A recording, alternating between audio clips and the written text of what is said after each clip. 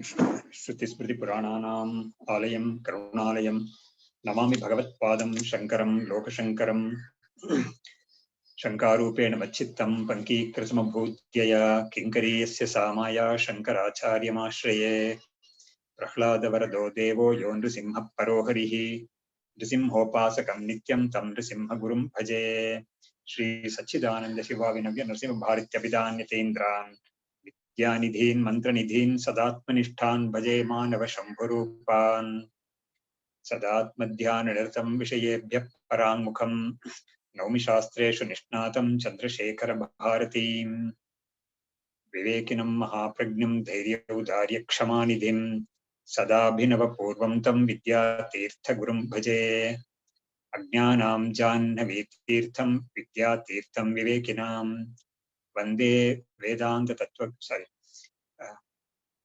सर्वेषां सुखदं तीर्थं भारतीतीर्थमाश्रये विद्याविनयसम्पन्नं वीतरागं विवेकिनं वन्दे वेदान्ततत्त्वं विदुशेखरभारतीं नमामि यामिनीनाथलेखालङ्कृतकुन्तलां भवानीं भवसन्तापनिर्वापणसुधानदीं नमः श्रीशङ्करानन्द गुरुपादाम्बुजन्मने सविलासमहामोहग्राहग्रासैककर्मणे तत्पादाम्बुरुहद्वन्द्व सेवा निर्मलचेतसां सुखबोधाय तत्त्वस्य विवेकोऽयं विधीयते।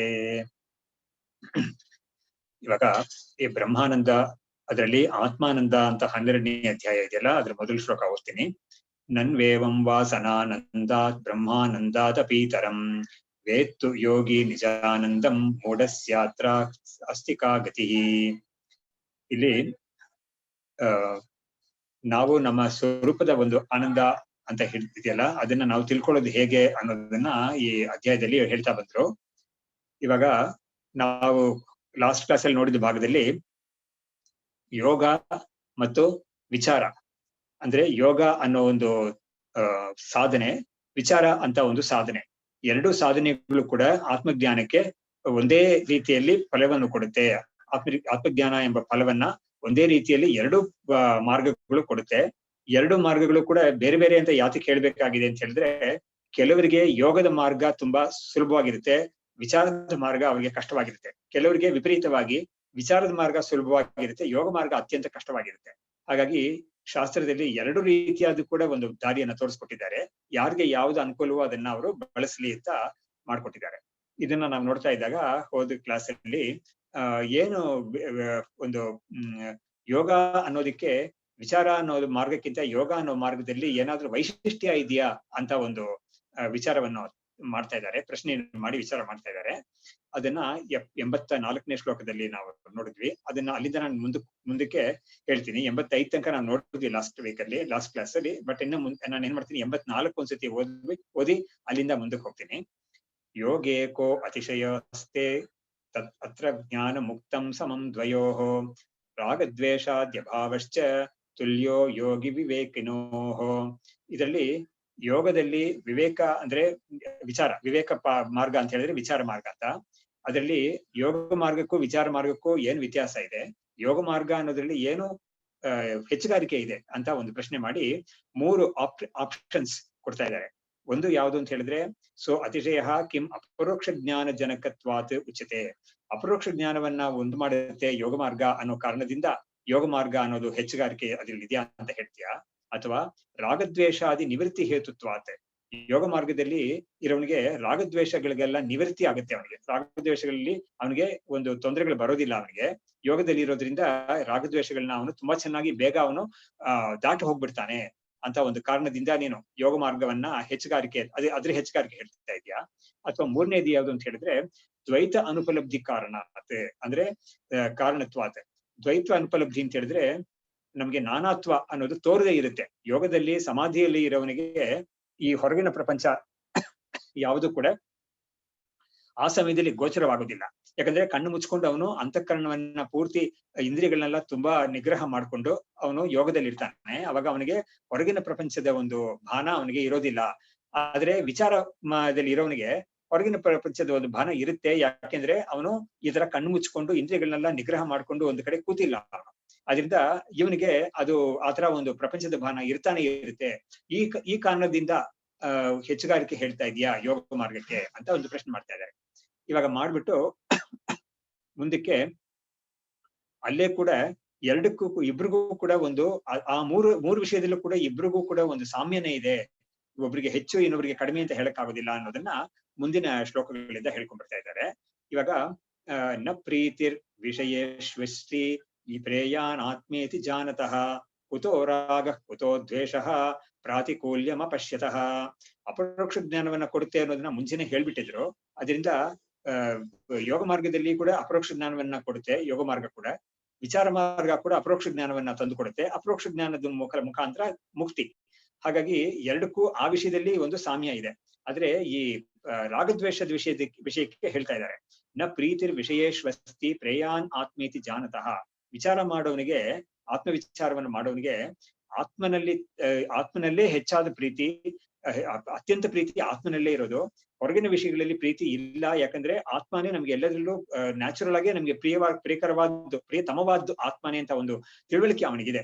ಶಾಸ್ತ್ರದಿಂದ ಗುರು ವಾಕ್ಯದಿಂದ ಅವನು ತಿಳ್ಕೊಂಡಿದ್ದಾನೆ. ಹಾಗಾಗಿ ಅವನು ಖಂಡಿತ ಹೊರಗಿನ ವಿಷಯದಲ್ಲಿ ಅವನು ಯಾತಕ್ಕೆ ರಾಗ ಮಾಡ್ತಾನೆ, ಯಾತಕ್ಕೆ ತಾನು ದ್ವೇಷ ಮಾಡ್ತಾನೆ? ಅವನಿಗೆ ಪ್ರತಿಕೂಲವಾದ ಒಂದು ವಿಷಯವನ್ನ ಅವನು ಎದುರಿಸಬೇಕಾಗುತ್ತೆ. ಪ್ರತಿಕೂಲವಾದ ಯಾವ್ದು ಬಂದ್ರೂ ಕೂಡ ಪ್ರತಿಕೂಲನೋ ಅನುಕೂಲನೋ ಎರಡನ್ನೂ ಕೂಡ ಪ್ರಾರಬ್ಧ ಪ್ರಕಾರ ಒಬ್ಬನಿಗೆ ಬರುತ್ತೆ. ಆದ್ರೆ ಎರಡನ್ನೂ ಕೂಡ ಅವನಿಗೆ ಅನುಕೂಲ ಎದುರಿಸಕ್ಕೆ ಅವನಿಗೆ ಒಂದು ಸಾಮರ್ಥ್ಯ ಇದೆ ಅವನಿಗೆ. ಯಾಕಂದ್ರೆ ಈ ತರ ವಿವೇಕ ಅವನಿಗೆ ಇರೋದ್ರಿಂದ. ಆತ್ಮ ಒಂದೇ ಅತ್ಯಂತ ಪ್ರಿಯತಮವಾದ್ದು. ಅದನ್ನ ಬಿಟ್ಟು ಬೇರೆ ಯಾವ್ದು ಕೂಡ ಪ್ರೀತಿಗೆ ಪಾತ್ರವಾಗಕ್ಕೆ ಯೋಗ್ಯತೆ ಇಲ್ಲ ಅಂತ ತಿಳ್ಕೊಂಡು ಅವನು ಬಾಕಿ ವಿಷಯಗಳಲ್ಲಿ ರಾಗ ಇಟ್ಕೊಳ್ಳಲ್ಲ. ಸರಿ, ದ್ವೇಷ ಇಟ್ಕೊಳ್ತಾನ ಯಾರ ಮೇಲಾದ್ರೂ ಅಂತ ಕೇಳಿದ್ರೆ ಅದು ಅವನಿಗೆ ಇರೋದಿಲ್ಲ. ಯಾಕಂದ್ರೆ ಅವನಿಗೆ ಬೇರೆ ವ್ಯಕ್ತಿಗಳು ಅವನಿಗೆ ಪ್ರತಿಕೂಲವಾಗಿದ್ದಾರೆ ಅನ್ನೋ ಒಂದು ಬುದ್ಧಿ ಕೂಡ ಅವನಿಗೆ ಇರೋದಿಲ್ಲ. ಹಾಗಾಗಿ ಪ್ರತಿಕೂಲ ಮತ್ತು ಅನುಕೂಲ ಅಂತ ಎರಡು ಬುದ್ಧಿಗಳಿದ್ರೇನೆ ಪ್ರತಿಕೂಲ ವಿಷಯದಲ್ಲಿ ದ್ವೇಷ, ಅನುಕೂಲ ವಿಷಯದಲ್ಲಿ ರಾಗ ಅಂತ ಬರಕ್ ಸಾಧ್ಯತೆ ಇದೆ. ಆದ್ರೆ ಇವನು ಆತ್ಮವಿಚಾರ ಮಾಡೋನು ಅದ್ ತುಂಬಾ ಚೆನ್ನಾಗಿ ಅನಲೈಸ್ ಮಾಡಿ ನೋಡ್ಕೊಂಡಿದ್ದಾನೆ. ಆತ್ಮನೇ ಎಲ್ಲದಕ್ಕಿಂತ ಪ್ರಿಯತಮವಾದ್ದು. ಬಾಕಿ ಇದೆಲ್ಲ ಯಾವುದು ಕೂಡ ಅದು ಉಪೇಕ್ಷಾ ಮಾಡೋದಕ್ಕೆ ಅದು ಯೋಗ್ಯವಾಗಿರೋದು. One has to be indifferent with other things ಅಂತ ಒಂದು ಬುದ್ಧಿ ಅವನು ಮಾಡ್ಕೊಂಡಿರ್ತಾನೆ. ಅದರಿಂದ ಯೋಗದಲ್ಲಿ ಇರೋವನಿಗೆ ರಾಗದ್ವೇಷ ಅವನಿಗೆ ಬರೋದಿಲ್ಲ ಅಂತ ನೀನೇನಾದ್ರೂ ಹೇಳ್ತೀಯ ಅಂತ ಹೇಳಿದ್ರೆ ವಿಚಾರ ಮಾಡುವನಿಗೂ ಅವನು ಬರ್ಬೇಕಾಗಿಲ್ಲ. ಯಾಕಂದ್ರೆ ಅವನು ಚೆನ್ನಾಗಿ ವಿವೇಕ ಮಾಡ್ಕೊಂಡಿದ್ದಾನೆ ಅಂತ ಹೇಳಿ ಉತ್ತರ ಕೊಟ್ರು. 85ನೇ ಶ್ಲೋಕದಲ್ಲಿ ಇದು ಹೇಳಿದ್ರು. 86ನೇ ಶ್ಲೋಕ ನೋಡೋಣ. ದೇಹಾದೇ ಪ್ರತಿಕೂಲೇಶು ದ್ವೇಷಸ್ತುಲ್ಯೋದ್ವಯೋರಪಿ ದ್ವೇಷಂ ಕುರ್ವನ್ನ ಯೋಗಿ ಚೇತ್ ಅವಿವೇಕ್ಯಪಿ ತಾದೃಶಃ. ಇಲ್ಲ ದೇಹಾದಿಗಳಲ್ಲಿ ಪ್ರತಿಕೂಲವಾಗಿ ದೇಹಾದಿಗಳೆಲ್ಲ ಇರೋದ್ರಿಂದ ದ್ವೇಷ ತುಲ್ಯ ದ್ವಯೋರಪಿ, ದೇಹಾದಿಗಳೆಲ್ಲ ಪ್ರತಿಕೂಲವಾಗಿರುತ್ತೆ. ಯಾಕೆಂದ್ರೆ ದೇಹಕ್ಕೆ ರೋಗ ಬರುತ್ತೆ, ಆಮೇಲೆ ಮಾನಾಪಮಾನ ಬರುತ್ತೆ, ದೇಹದ ಮುಖಾಂತರ ಮನಸ್ಸಿಗೆಲ್ಲ ಕಷ್ಟ ಆಗುತ್ತೆ. ಆಮೇಲೆ ಹೊರಗಿನ ವಸ್ತುಗಳಲ್ಲಿ ಇವನಿಗೆ ಮಮಕಾರ ಇಟ್ಕೊಂಡಿರ್ತಾನಲ್ಲ, ಅವುಗಳಿಗೆ ಏನಾದ್ರು ಆದ್ರೆ ತನಗೆ ತೊಂದರೆ ಆಗುತ್ತೆ ಅಂತ ಇದೆಯಲ್ಲ. ಹಾಗಾಗಿ ಅಂತ ಒಂದು ಕಾರಣದಿಂದ ದ್ವೇಷ ಅನ್ನೋದು ಇಬ್ರಿಗೂ ಇರುತ್ತೆ ಅಂತ ಏನಾದ್ರು ಹೇಳಿದ್ಯಾ ಅಂತ ಹೇಳಿದ್ರೆ ಅವಾಗ ನಾನು ಹೇಳ್ತೀನಿ, ದ್ವೇಷಂ ಕುರ್ವತ್ ನ ಯೋಗಿ ಚೇತ್. ದ್ವೇಷವನ್ನು ಯಾರಾದ್ರೂ ಮನಸ್ಸಲ್ಲಿ ಇಟ್ಕೊಂಡಿದ್ರೆ ಅವನು ಯೋಗಿಯಾಗಿರಕ್ಕೆ ಯೋಗ್ಯತೆ ಇಲ್ಲ ಅಂತ ಹೇಳ್ಬಿಟ್ರೆ, ಅದೇ ತರನೇ ಈ ವಿವೇಕ ಮಾಡ್ಕೊಂಡಿರೋನು ಕೂಡ, ವಿಚಾರ ಮಾಡೋನು ಕೂಡ ಯಾವ್ದಕ್ಕಾದ್ರೂ ದ್ವೇಷಕ್ಕೆ ಎಡೆ ಕೊಟ್ಟ ಅಂತ ಹೇಳಿದ್ರೆ ಅವನು ಕೂಡ ಈ ತರ ಒಂದು ವಿಚಾರ ಮಾರ್ಗದಲ್ಲಿರೋ ಒಂದು ವಿವೇಕಿಯಾಗಿರೋಕೆ, ಸಾಧಕನಾಗಿರೋಕೆ ಯೋಗ್ಯತೆ ಇಲ್ಲ. ಅದರಿಂದ ಇಬ್ರಿಗೂನು ಅದನ್ನ ಪರಿಹಾರ ಮಾಡ್ಕೋಬೇಕಾಗುತ್ತೆ. ಹಾಗಾಗಿ ಯೋಗದಲ್ಲಿ ಇರೋನು ಕೂಡ ದ್ವೇಷಕ್ಕೆ ಎಡೆ ಕೊಡಬಾರ್ದು, ಅವನು ಯೋಗದಲ್ಲಿ ಉಳಿಬೇಕಾದ್ರೆ. ಅದೇ ತರ ವಿಚಾರ ಮಾಡುವನು ಕೂಡ ದ್ವೇಷಕ್ಕೆ ಎಡೆ ಕೊಡಬಾರ್ದು, ಅವನು ಅದರಲ್ಲಿ ಉಳಿಬೇಕಾದ್ರೆ. ಅದರಿಂದ ಖಂಡಿತ ಅವರು ಇಬ್ಬರು ಅದನ್ನ ಪರಿಹಾರ ಮಾಡ್ಕೊಳ್ತಾರ ಅವರು. ಹಾಗಾಗಿ ಅದು ಪ್ರತಿಕೂಲವಾದ ಏನು ಅಂತ ಹೇಳಿದ್ರೆ ಈ ವ್ಯಾಖ್ಯಾನದಲ್ಲಿ ಕೊಡ್ತಾರೆ. ವೃಶ್ಚಿಕಾದಿಶು. ವೃಶ್ಚಿಕ ಅಂತ ಹೇಳಿದ್ರೆ ಏನು? ಚೇಳು ಅಥವಾ ಹಾವು ಅಥವಾ ಕಳ್ಳರು ಅಥವಾ ಏನಾದ್ರೂ ಹೊರಗಡೆ ಇರೋ ಒಂದು ಪದಾರ್ಥಗಳಿಂದ ನಮ್ಮ ದೇಹಕ್ಕೆ ಕಷ್ಟ ಆಗುತ್ತೆ, ಅದರಿಂದ ನನಗೆ ಸಾಧನೆ ಮಾಡೋಕ್ಕೆ ಕಷ್ಟ ಆಗುತ್ತೆ ಅಂತ ಏನಾದ್ರು ಹೇಳಿದ್ರೆ ಅವಾಗ ಆ ಒಂದು ದ್ವೇಷ ಇಬ್ರಿಗೂ ಅದು ಓಪನ್ ಆಗೇ ಇರುತ್ತೆ. ಅದು ಇವನಿಗೂ ಆ ಒಂದು ಆಪತ್ತಿ ಬರಕ್ ಚಾನ್ಸ್ ಇದೆ, ಯಾರಿಗೆ ವಿಚಾರ ಮಾಡೋನಿಗೆ. ಹಾಗಾಗಿ ಆ ವಿಷಯದಲ್ಲಿ ಅವರು ಯಾವ ತರ ಒಂದು ಸ್ಟೆಪ್ಸ್ ತಗೋಬೇಕೋ ತಗೊಳ್ತಾರೆ. ದ್ವೇಷ ಮಾತ್ರ ಮಾಡೋದಿಲ್ಲ ಯಾರು ಕೂಡ ಅಂತ. ಇದಕ್ಕೆ ನನಗೆ ಒಂದು ಜ್ಞಾಪಕ ಬರ್ತಾ ಇದೆ. ನಮ್ಮ ರಮಣ ಮಹರ್ಷಿಗಳ ಕಾಲದಲ್ಲಿ ಅವರು ಇರುವಾಗ ಯಾರಾದ್ರೂ ಅವಾಗವಾಗ ಚೇಳು, ಹಾವು ಅಂತದೆಲ್ಲ ಏನಾದ್ರು ಪ್ರಾಣಿಗಳು ಒಳಗಡೆ ಬಂದ್ಬಿಡುತ್ತೆ ಆಶ್ರಮದ ಒಳಗಡೆ. ಅವಾಗ ಈ ಬಾಕಿಯವರೆಲ್ಲ ಸ್ವಲ್ಪ ಅದನ್ನ ತಗೊಂಡೋಗಿ ಆಚೆ ಹಾಕೋದು ಅಥವಾ ಅದನ್ನ ಏನಾದ್ರು ಪರಿಹಾರ ಮಾಡೋದಕ್ಕೆ ನೋಡ್ತಾರೆ. ಅವಾಗ ರಮಣ ಮಹರ್ಷಿಗಳು ಹೇಳ್ತಾ ಇದ್ರಂತೆ, ನೋಡು, ಅವುಗಳ ಜಾಗಕ್ಕೆ ನಾವು ಬಂದಿದ್ದೀವಿ, ಆಮೇಲೆ ನಾವು ಅವುಗಳಿಗೆ ಏನಾದ್ರು ಅವ್ಗಳಿಗೆ ಫ್ರೀಡಮ್ ನಾವು ಕರ್ಟೈಲ್ ಮಾಡ್ತಾ ಇದೀವಿ. ಆಕ್ಚುಲಿ ನಾವು ಬಂದಿರೋದು ಅವುಗಳ ಫ್ರೀಡಮ್ ನಾವು ಕರ್ಟೈಲ್ ಮಾಡ್ಕೊಂಡು ನಾವು ಎನ್ಕ್ರೋಚ್ ಮಾಡಿದೀವಿ ಅವ್ರ ಜಾಗವನ್ನ. ಯಾಕಂದ್ರೆ ಕಾಡಲ್ಲಿ ತಾನೇ ಇವ್ರಿಗೆ ಹೋಗಿ ಇದ್ಕೊಂಡಿದ್ದಾರೆ, ಕಾಡಲ್ಲಿ ತಾನೇ ಇವರು ಆಶ್ರಮ ಮಾಡ್ಕೊಳ್ಳಿಕ್ಕೆ ಪ್ರಾರಂಭ ಮಾಡಿದ್ದಾರೆ. ಹಾಗಾಗಿ ಅವುಗಳ ಫ್ರೀಡಮ್ನ ನಾವು ಮುರಿದಾಕಿ ಇಲ್ಲಿಗೆ ಬಂದಿದೀವಿ. ಇವಾಗ ಅವುಗಳು ನಮ್ಮನ್ನ ತೊಂದರೆ ಮಾಡ್ತೀವಿ ಅಂತ ಹೇಳೋದು ಹೇಗ್ ಸರಿಯಾಗಿರುತ್ತೆ ಅಂತ ಅವ್ರು ಕೇಳೋರಂತೆ. ಆಮೇಲೆ ಅವ್ರಿಗಂತೂ ಎಷ್ಟೋ ಪ್ರಾಣಿಗಳು ಅವ್ರಿಗೆ ತುಂಬಾ ಪ್ರೀತಿ ಮಾಡ್ತಾ ಇತ್ತು ಅಂತ ಕೆಲವುದೆಲ್ಲ ತುಂಬಾ ಅಷ್ಟೊಂದು ಹಚ್ಕೊಂಡ್ಬಿಟ್ಟಿತ್ತು ಅವ್ರನ್ನ. ಕೆಲವು ಕೋತಿಗಳು ಇವ್ರಿಗೆ ಅಂತ ಕಾಯ್ತಾ ಇರುತ್ತೆ, ಇವ್ರು ಹೇಳಿದ ಮಾತು ಕೇಳುತ್ತೆ, ಇಂಥದೆಲ್ಲ ಇತ್ತು. ಈ ಒಂದು ಅಳಿಲನ್ನ ಕೂಡ ಇವ್ರು ಸಾಕಿದ್ದಾರೆ. ನಾಯಿಗಳು ಅಂತ ಕೇಳ್ಬೇಕಾಗೇ ಇಲ್ಲ, ಹಸು ಅಂತ ಕೇಳ್ಬೇಕಾಗೇ ಇಲ್ಲ, ಒಂದು ನವಿಲ್ ಕೂಡ. ಆತರ ಎಷ್ಟೋ ಪ್ರಾಣಿಗಳು ಅಲ್ಲಿ ಇದ್ದವು ಇವ್ರಿಗೆ ತುಂಬಾ ಅನುಕೂಲವಾಗಿ ನಡ್ಕೊಳ್ತಾ ಇತ್ತು, ಇವರಿಂದ ಪ್ರೀತಿಯನ್ನು ಪಡಿತಾ ಇತ್ತು, ಇವ್ರ ಕಡೆ ಪ್ರೀತಿಯನ್ನು ಮಾಡ್ತಾನೂ ಇತ್ತು ಅಂತೆಲ್ಲ ಹೇಳಿ ನಮ್ಗೆ ಅಲ್ಲಿ ರೆಕಾರ್ಡ್ಸ್ ಸಿಗುತ್ತೆ. ಹೀಗೆ ಇವಾಗ ಮುಂದಿನ ಶ್ಲೋಕದಲ್ಲಿ ದ್ವೈತಸ್ಯ ಪ್ರತಿಭಾನಂತೂ ವ್ಯವಹಾರೇ ದ್ವಯೋ ಸ್ವಯಂ ಸಮಂ ಸಮಾಧೌ ನೇತಿ ಚೇತ್ ತದ್ವತ್ ನ ಅದ್ವೈತತ್ವ ವಿವೇಕಿನಃ. ಇವಾಗ ತುಂಬಾ ಸ್ವಾರಸ್ಯವಾಗಿದೆ ನೋಡಿ. ಇಲ್ಲಿ ದ್ವೈತದ ಒಂದು ಇದು ಅನುಭವ. ದ್ವೈತ ಅಂತ ಹೇಳಿದ್ರೇನು? ನಾನಾತ್ವ, ಬೇರೆ ಬೇರೆ ವ್ಯಕ್ತಿಗಳಿದ್ದಾರೆ, ಬೇರೆ ಬೇರೆ ವಸ್ತುಗಳಿದೆ, ನನ್ಗಿಂತ ಹೊರಗಡೆ ಬೇರೆನೋ ಇದೆ ಅಂತ ಒಂದು ಅನುಭವ ಇದೆಯಲ್ಲ, ಅದು ಯೋಗದಲ್ಲಿರೋವನಿಗೆ ಇರೋದಿಲ್ಲ. ವಿಚಾರ ಮಾಡೋವನಿಗೆ ಅದು ತಪ್ಸಕ್ಕಾಗೋದಿಲ್ಲ ಅಂತ ಏನಾದ್ರು ನೀನ್ ಹೇಳಿದೆ ಅಂತ ಹೇಳಿದ್ರೆ ಅದಕ್ಕೂ ನಾನು ನಿನಗೆ ಪರಿಹಾರ ಹೇಳ್ತೀನಿ ಅಂತ ಇವ್ರು ಹೇಳ್ತಾ ಇದ್ದಾರೆ. ದ್ವೈತಸ್ಯ ಪ್ರತಿಭಾನಂತೂ ವ್ಯವಹಾರೇ ದ್ವಯೋಸ್ವಮಂ ಸಮಾಧೌ ನೇತಿ ಚೇತ್. ಅಂದ್ರೆ ಇಬ್ಬರಿಗೂ ಕೂಡ ವ್ಯವಹಾರದಲ್ಲಿ ಸಮ. ಏನು? ಯೋಗದಲ್ಲಿರೋನು ಯೋಗ ಸಮಾಧಿಲಿ ಇಲ್ದೇ ಇರೋ ಸಮಯದಲ್ಲಿ ಅವನು ಬಹಿರ್ಮುಖ ಇರ್ತಲ್ಲ, ಅವನಿಗೆ ಬಾಕಿಯವ್ರ ತರ ವ್ಯವಹಾರ ಮಾಡ್ತಾನಲ್ಲ, ಅವಾಗ ಅವನಿಗೂ ದ್ವೈತವನ್ನು ನೋಡ್ಬೇಕಾಗುತ್ತೆ. ವಿವೇಕಿ ಅನ್ನೋನು ಕೂಡ ಅವನು ವಿವೇಕ ಮಾಡ್ಕೊಳ್ದೇ ಇರೋ ಸಮಯದಲ್ಲಿ ಅವನು ಕೂಡ ದ್ವೈತವನ್ನು ನೋಡ್ಲೇಬೇಕಾಗುತ್ತೆ. ಸೊ ಹಾಗಾಗಿ ಇಬ್ರಿಗೂ ಸಮ ಅಂತ ಏನಾದ್ರು ಹೇಳಿದ್ರೆ ಸಮಾಧಿ ಇವ್ರಿಗೆ ಮಾತ್ರ ಈ ರೀತಿ ಸಮಾಧಿಯಲ್ಲಿ ಇರೋನಿಗೆ ಇಲ್ಲ ಅಂತ ಹೇಳಿದ್ರೆ ಅವಾಗ ಅದಕ್ಕೆ ಉತ್ತರ ಕೊಡ್ತಾ ಇದ್ದಾರೆ. ನೋಡು, ಸಮಾಧಿಯಲ್ಲಿ ದ್ವೈತ ದರ್ಶನ ಅವನಿಗೆ ಇರೋದಿಲ್ಲ ಅಂತ ಹೇಳಿದ್ರೆ ಯೋಗಿಗೆ, ವಿಚಾರ ಮಾಡೋನಿಗೆ ವಿಚಾರದಲ್ಲೂ ಕೂಡ ಅವನಿಗೆ ವಿಚಾರ ಮಾಡ್ತಾ ಇರೋವಾಗ್ಲೂ ಕೂಡ ದ್ವೈತ ದರ್ಶನ ಅವನಿಗೆ ಇರೋದಿಲ್ಲ ಅಂತ ಒಂದು ಹೇಳ್ತಾ ಇದ್ದಾರೆ. ಈ ವಿಷಯವನ್ನ ನಾವು ತುಂಬಾ ಚೆನ್ನಾಗಿ ಗಮನಿಸ್ಬೇಕು. ಯಾಕಂದ್ರೆ ನಾವು ಅನ್ಕೊಳ್ತೀವಿ ವಿಚಾರ ಅನ್ನೋನು ಮಾಡೋ ಸಮಯದಲ್ಲಿ ಅವನಿಗೆ ದ್ವೈತವನ್ನು ಅವನು ನೋಡ್ತಾನೆ ಇರ್ಬೇಕು, ಅವನಿಗೆ ದ್ವೈತದ ಒಂದು ದರ್ಶನ ಆಗ್ತಾನೆ ಇರುತ್ತೆ, ಅದನ್ನ ತಪ್ಸಕ್ಕೆ ಆಗೋದೇ ಇಲ್ಲ ಅವನು ಯಾವಾಗ್ಲೂ ಕೂಡ ಅಂತ ನಮ್ಗೆ ಒಂದು ಭಾವನೆ ಇರುತ್ತೆ. ಅದನ್ನ ಆ ಭಾವನೆಯನ್ನ ನಾವು ಬಿಡ್ಬೇಕಾಗುತ್ತೆ ಖಂಡಿತ. ಯಾಕಂದ್ರೆ ನಾವು ಯೋಚನೆ ಮಾಡದೆ ಗೊತ್ತಾಗುತ್ತೆ. ನೋಡಿ, ಇವಾಗ ನಾನು ಒಂದು ದೃಷ್ಟಾಂತ ನನಗೆ ಒಂದು ಕೊಡ್ಬೋದು. ನಮ್ಮ ಮೇಷ್ಟ್ರು ಸುಬ್ರಹ್ಮಣ್ಯ ಅವರು ಹೇಳಿದ್ದೇನೆ. ಅದು ಇಂಡಿಯನ್ ಇನ್ಸ್ಟಿಟ್ಯೂಟ್ ಆಫ್ ಸೈನ್ಸ್ ಅಲ್ಲಿ ಸರ್ ಸಿ ವಿ ರಾಮನ್ ಇದ್ದಾಗ ಅವ್ರಿಗೆ ಮನೇನೂ ಅಲ್ಲೇ ಕೊಟ್ಟಿದ್ರು ರಾಮನ್ಗೆ. ಅವರು ರಾತ್ರಿ ಹೊತ್ತು ಮಲಗಿರೋ ಸಮಯದಲ್ಲಿ ರಾತ್ರಿ ಹೊತ್ತು ಹಾಸಿಗೆಯಿಂದ ಅವರು ಎದ್ದು ಅವ್ರ ಲ್ಯಾಬ್ಗೆ ಹೋಗ್ಬಿಡ್ತಾ ಇದ್ರಂತೆ. ಏನಾದ್ರು ಒಂದು ಪ್ರಾಬ್ಲಮ್ ಅವ್ರಿಗೆ ಮನಸ್ಸಲ್ಲಿ ಬಂದ್ಬಿಡ್ತು ಅಂತ ಹೇಳಿದ್ರೆ ಅದನ್ನ ಇಮಿಡಿಯೇಟ್ ಆಗಿ ಅದನ್ನ ಹೋಗಿ ಅಲ್ಲಿ ವರ್ಕ್ ಮಾಡ್ಬೇಕು ಅಂತ ಹೇಳ್ಬಿಟ್ಟು ಅವರು ಲ್ಯಾಬ್ ಹೊಟ್ಟೋಗ್ತಾ ಇದ್ದಂತೆ. ಅವ್ರ ಹೆಂಡತಿಗೆ ಅದು ಗೊತ್ತಾಗ್ತಾ ಇತ್ತು. ಅವರು ನೋಡಿದ್ದಾರೆ, ಎಷ್ಟೋ ಸತಿ ಅವ್ರಿಗೆ ಗೊತ್ತಾಗಿದೆ ಈ ತರ ಹೋಗ್ತಾ ಇದೆ ಅಂತ. ಒಂದ್ ದಿವಸ ಅವ್ರು ಈ ತರ ಅವರು ಹೋಗಿದ್ದಾರೆ ಅಂತ ಗೊತ್ತಾಗಿ ಅವ್ರನ್ನ ಅಲ್ಲಿ ಹುಡ್ಕೊಂಡು ಹೋಗ್ಬಿಟ್ಟು ಅವ್ರಿಗೆ ಹೇಳಿದ್ರಂತೆ, ಈ ತರ ನೋಡಿ, ನೀವು ಇಲ್ಲಿಗೆ ಬಂದಿದ್ದೀರಾ ಸರಿ, ಆದ್ರೆ ನೀವು ಬಂದಿರೋವಾಗ ಸರಿಯಾಗಿ ಡ್ರೆಸ್ಸೇ ಮಾಡ್ಕೊಂಡು ಬಂದಿಲ್ಲ. ನೀವು ಮೇಲ್ಗಡೆ ಮಾತ್ರ ಕೋಟ್ ಹಾಕೊಂಡಿದ್ದೀರಾ, ಅದಕ್ಕೆ ತಕ್ಕನಾಗಿ ಕೆಳಗಡೆ ಪ್ಯಾಂಟ್ ಎಲ್ಲ ಹಾಕೋಬೇಕಲ್ವಾ, ಅದೆಲ್ಲ ಹಾಕೊಳ್ದೇನೆ ಬಂದ್ಬಿಟ್ಟಿದ್ದೀರಾ ಅಂತ ಹೇಳ್ಬಿಟ್ಟು ಅವರು ಅದನ್ನ ಪಾಯಿಂಟ್ ಔಟ್ ಮಾಡಿದಂತೆ. ಯಾತಕ್ಕೆ ಇದನ್ನ ಹೇಳಿದೆ ಅಂತ ಹೇಳಿದ್ರೆ, ವಿಚಾರ ಅಂತ ಅವನ ತಲೆ ಮೇಲೆ ತುಂಬಾ ದೊಡ್ಡದಾಗಿ ಒಂದು ಪ್ರಾಬ್ಲಮ್ ಕೂತ್ಬಿಡ್ತು ಅಂತ ಹೇಳಿದ್ರೆ ಅವನು ಪ್ರಪಂಚವನ್ನ ಮರ್ತು ಬಿಡ್ತಾನ. ಅವನಿಗೆ ಬಾಕಿದೆಲ್ಲ ಅವನಿಗೆ ಕಾಣಿಸೋದೇ ಇಲ್ಲ. ಅದು ಬಾಕಿದೆಲ್ಲ ಎರಡನೇ ಪಕ್ಷ ಅಥವಾ ಮೂರನೇ ಪಕ್ಷ ಹೊಟ್ಟೋಗುತ್ತೆ. ಅವನಿಗೆ ಇದೊಂದೇ ಒಂದ್ ಮನಸ್ಸನ್ನ ಪೂರ್ತಿ ಅದೇ ಆಕ್ಯುಪೈ ಮಾಡ್ಕೊಂಡಿರುತ್ತೆ. ಆ ದೃಷ್ಟಾಂತ ನಮ್ಗೆ ಚೆನ್ನಾಗೇ ಇದೆ ನೋಡಿ. ಅದೇ ತರನೇ ಇಲ್ಲಿ ವಿಚಾರ ಮಾಡುವವನಿಗೂ ಕೂಡ ಆತ್ಮ ಸ್ವರೂಪದ ಬಗ್ಗೆ ಅವನು ವಿಚಾರ ಮಾಡ್ತೇನೆ ಅಂತ ಕೂತ್ರೆ ಅವನು ಅನಾತ್ಮ ಯಾವುದೂ ಕೂಡ ಜಡವೇ, ಅದೆಲ್ಲ ಮಿಥ್ಯಾ ಅಂತ ನಮ್ಗೆ ಶಾಸ್ತ್ರ ಹೇಳ್ಕೊಟ್ಟಿರೋದು, ಗುರು ಹೇಳ್ಕೊಟ್ಟಿರೋದನ್ನೆಲ್ಲ ನಾವು ಜೋಡಿಸ್ಕೊಂಡು ಏನ್ ಮಾಡ್ತೀವಿ, ಆತ್ಮ ಸ್ವರೂಪ ಒಂದೇ ಸತ್ಯವಾದ್ದು, ಆ ಸ್ವರೂಪ ನಾನೇನೆ, ಪಂಚಕೋಶಗಳಿಗಿಂತ ವಿಲಕ್ಷಣವಾಗಿರೋ ಸ್ವರೂಪ ನಾನೇನೆ, ನಾನು ದೇಹ ಅಲ್ಲ, ಮನೋಬುದ್ಧಿ ಅಹಂಕಾರ ಚಿತ್ತಾನಿ ನಾಕಂ ಅಂತ ಹೇಳಿ ಚಿದಾನಂದ ರೂಪ ಶಿವೋಹಂ ಅಂತ ಆ ಶ್ಲೋಕ ಇದೆಯಲ್ಲ, ಅಂತದನ್ನೇ ಇಟ್ಕೊಂಡು ನಾವು ಅನುಸಂಧಾನ ಮಾಡ್ಕೊಂಡು ನಾವು ಇರೋವಾಗ, ಸೀರಿಯಸ್ ಆಗಿ ಇರೋವಾಗ ಆತರ, ಅವಾಗ ನಮ್ಗೆ ಕೂಡ ಹೊರಗಡೆ ಇರೋ ಪ್ರಪಂಚ ನಮ್ಗೆ ಕಾಣಿಸಲ್ಲ ಅಂತ ಹೇಳಿದ್ರೆ it won't occupy our mind as it used to occupy in other times. So ಏನಾದ್ರು ಗಾಡಿ ಹೋದ್ರೆ ದೂರದಲ್ಲಿ ಗಾಡಿ ಹೋಗೋ ಶಬ್ದಕ್ಕೆ ನಮ್ಗೆ ಕೇಳಿಸ್ಬೋದು, ಅದೆಲ್ಲ ಇರ್ಬೋದು, ಆದ್ರೆ it won't take A place of importance, prime importance in our mind. Because ನಾವು ಇದಕ್ಕೆ ಇದು ಕೊಟ್ಟಿದೀವಿ, ಇದಕ್ಕೆ ಒತ್ತು ಕೊಟ್ಟು ನಾವು ಇದನ್ನ ಮಾಡ್ತಾ ಇರುವಾಗ, ಈ ವಿವೇಕ ಮಾಡ್ತಾ ಇರುವಾಗ, ಕಣ್ಣು ತೆಗೆದೇ ಇರ್ಬೋದು, ಕಣ್ಣು ಮುಚ್ಚೇ ಇರ್ಬೋದು, ಪರವಾಗಿಲ್ಲ ಈ ತರ ವಿವೇಕ ಮಾಡ್ಕೊಳ್ಳುವಾಗ, ಆದ್ರೆ ಅವನಿಗೂ ಕೂಡ ಆ ಕ್ಷಣ ಸಮಯದಲ್ಲಿ ಅವನಿಗೂ ಪ್ರಪಂಚ, ಯಾಕಂದ್ರೆ ಅವ್ನು ಮಿಥ್ಯಾ ಅಂತ ಒಪ್ಕೊಂಡಿದ್ದಾನೆ, ಮಿಥ್ಯಾ ಅಂತ ಅವನು ತೀರ್ಮಾನ ಮಾಡ್ಕೊಳ್ತಾ ಇದ್ದಾನೆ ಮನಸ್ಸಲ್ಲಿ. ಹಾಗಾಗಿ ಏನ್ ಮಾಡ್ತಾನೆ, ಅದಕ್ಕೆ ಸತ್ಯತ್ವ ಕೊಡ್ತಾ ಇಲ್ಲ ಅವನಿಗೆ ಪ್ರಪಂಚಕ್ಕೆ. ಹಾಗಾಗಿ ಅದ್ರ ಒಂದ್ ಸಮಯ ಶಬ್ದ ಸ್ಪರ್ಶ ರೂಪ ಏನಾದ್ರು ಕಿವಿಗೆ ಬಿದ್ದು ಕಣ್ಣಿಗೆ ಕಾಣಿಸ್ತಾ ಇದ್ರು ಕೂಡ ಅದು ಮಿಥ್ಯಾ ಅಂತ ಬುದ್ಧಿ ಅವನಿಗೆ ಜೋರಾಗಿ ಇರೋದ್ರಿಂದ ತನ್ನ ಸ್ವರೂಪ ಒಂದೇ ಅಖಂಡವಾಗಿ ಎಲ್ಲವನ್ನೂ ವ್ಯಾಪಿಸಿರೋ ಸ್ವರೂಪ ತಾನೇ ಅದು. ತನ್ನಲ್ಲಿ ಬಾಕಿ ಇದೆಲ್ಲ ಅಧ್ಯಸ್ಥವಾಗಿರೋದು ವಾಸ್ತವವಾಗಿ ಇಲ್ಲ ಅಂತ ಒಂದು ಬುದ್ಧಿ ಅವ್ನು ಚೆನ್ನಾಗಿ ಮಾಡ್ಕೊಂಡ್ಬಿಡ್ತಾ ಅಂತ ಹೇಳಿದ್ರೆ ಆ ಸಮಯದಲ್ಲಿ ಅವನಿಗೂ ಕೂಡ ಈ ದ್ವೈತ ಭಾನ ಅನ್ನೋದು ತುಂಬಾ ಕಡಿಮೆ ಆಗೋಗಿರುತ್ತೆ, ಕೆಲವು ಸತಿ ಇಲ್ದೇನೂ ಇರ್ಬೋದು. ಸೊ ಇದಕ್ಕೆ ಅದರಿಂದ ಅವನು ಸಮಾಧಿಲಿದ್ದ ಅಂತ ಹೇಳ್ಬೇಕಾಗಿಲ್ಲ. ಸಮಾಧಿಲಿ ಇಲ್ಲದೆ ಹೋದ್ರು ಕೂಡ ಈ ತರ ಒಂದು ವಿಚಾರ ತೀವ್ರವಾಗಿ ಅವನ ಮನಸ್ಸಲ್ಲಿ ಇದ್ದಾಗ ಅವನಿಗೂ ಕೂಡ ಈ ತರ ಒಂದು ಪ್ರಪಂಚದ ಭಾನ ಇಲ್ಲದೆ ಇರುತ್ತೆ ಅಂತ.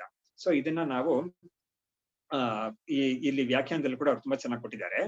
ಸೊ ವಿವೇಕಿನೋಪಿ ವಿವೇಕದಶಾಯಾಮ್ ದ್ವೈತ ಅದರ್ಶನಂ ತುಲ್ಯಂ ಅಂತ ಹೇಳಿದ್ದಾರೆ. ಹಾಗಾಗಿ ಯಾತಿಕೆ ಅಂತ ಹೇಳಿದ್ರೆ ಸಮಾಧಿ ದಶಾಯಾಮ್ ಇವ ಅದ್ವೈತ ತತ್ವ ವಿವೇಕಿನಃ, ಸಮಾಧಿ ದಶೆಯಲ್ಲಿರೋವನಿಗೆ ಹೇಗೆ ತನ್ನ ಒಂದು ಸ್ವರೂಪವನ್ನು ಮಾತ್ರ ಅವನು ನಿಗಾ ಇಟ್ಕೊಂಡು ನೋಡ್ತಾ ಇರ್ತಾನೆ, ಬಾಕಿ ಇದೆಲ್ಲದನ್ನೂ ಅವನು ವಿಡ್ರಾ ಮಾಡ್ಕೊಂಡಿರ್ತಾನೆ, ಅದೇ ತರ ಅದ್ವೈತ ತತ್ವವನ್ನು ವಿವೇಕ ಮಾಡೋನು ಕೂಡ ಅವನು ಸಮಾಧಿಲೇ ಇರಬೇಕು ಅಂತ ಅವಶ್ಯಕತೆ ಇಲ್ಲ, ಅವನಿಗೂ ಕೂಡ ಈ ತರ ಒಂದು ಸಾಧ್ಯತೆ ಇದೆ ಖಂಡಿತ ಅಂತ ಹೇಳ್ಬಿಟ್ಟು ಅದ್ವೈತಂ ತತ್ವಂ ಇತಿ ಶ್ರುತಿಯುಕ್ತಿಭ್ಯಾಂ ವಿವೇಚನಂ ಕುರುವತೋಪಿ ತಸ್ಮಿನ್ ಕಾಲೇ ದ್ವೈತ ದರ್ಶನಂ ನಾಸ್ತಿ ಇತ್ಯರ್ಥಃ ಅಂತ ತುಂಬಾ ಚೆನ್ನಾಗಿ ಕೊಟ್ಟಿದ್ದಾರೆ. ಸೊ ಇದನ್ನ ನಾವು ಚೆನ್ನಾಗಿ ಮನಸ್ಸಲ್ಲಿ ಇದನ್ನ ಕೂಡ ನಾವು ಮನಸ್ಸಲ್ಲಿ ಮನನ ಮಾಡ್ಕೊಂಡು ಯೋಗಿಗೆ ಹೇಗೆ ಪ್ರಪಂಚದ ಒಂದು ಭಾನ ಇಲ್ಲದೆ ಅವನು ಕಂಪ್ಲೀಟ್ ಆಗಿ ಅವನು ವಿಡ್ರಾ ಮಾಡ್ಕೊಂಡು ಅವನ ಸ್ವರೂಪದಲ್ಲಿ ಮಾತ್ರ ಅವನು ಇರಕ್ಕೆ ಸಾಧ್ಯವಾಗುತ್ತೋ, ಖಂಡಿತ ಅದೇ ತರ ವಿಚಾರ ಮಾಡೋನಿಗೂ ಕೂಡ ಆಗಕ್ಕೆ ಸಾಧ್ಯತೆ ಇದೆ. ಅದಕ್ಕೆ ನಾವು ಪ್ರಾಕ್ಟೀಸ್ ಮಾಡ್ಕೊಳಕ್ಕೆ ಏನ್ ಕಷ್ಟ ಇಲ್ಲ ಅದು. ಹಾಗಾಗಿ ಈ ವಿಚಾರದ ಮೇಲೆ ನಮ್ಗೆ ಅಷ್ಟೊಂದು ಒಳ್ಳೆ ಒಂದು ಇಂಟ್ರೆಸ್ಟ್ ನಮ್ಗೆ ಚೆನ್ನಾಗಿ ಬಂದ್ಬಿಡ್ತು ಅಂತ ಹೇಳಿದ್ರೆ ಅವಾಗ ನಾವು ನಮ್ಮ ಸ್ವರೂಪವನ್ನು ಮಾತ್ರ ಸತ್ಯ, ಹೌದು ಶಾಸ್ತ್ರ ಹೇಳಿದೆ, ನನಗೂ ಅದೇ ತರನೇ ನನ್ಗೆ ಮನಸ್ಸಿಗೆ ಬರ್ತಾ ಇದೆ ಅಂತ ಹೇಳ್ಬಿಟ್ಟು ನಾವು ಮನಸ್ಸಿಗೆ ಬರೆಸ್ಕೊಂಡು ಅದನ್ನ ಮೊದಲು ಆರ್ಟಿಫಿಷಿಯಲ್ ಆಗಿ ಬರ್ಸ್ಕೋಬೇಕಾಗುತ್ತೆ, ಆಮೇಲೆ ಅದು ನ್ಯಾಚುರಲ್ ಆಗಿ ಆಗುತ್ತೆ ಅದು. ಸೊ ಹೀಗೆ ನಾವು ಅಭ್ಯಾಸ ಮಾಡಕ್ಕೆ ತುಂಬಾ ಅನುಕೂಲವಾಗಿರುತ್ತೆ.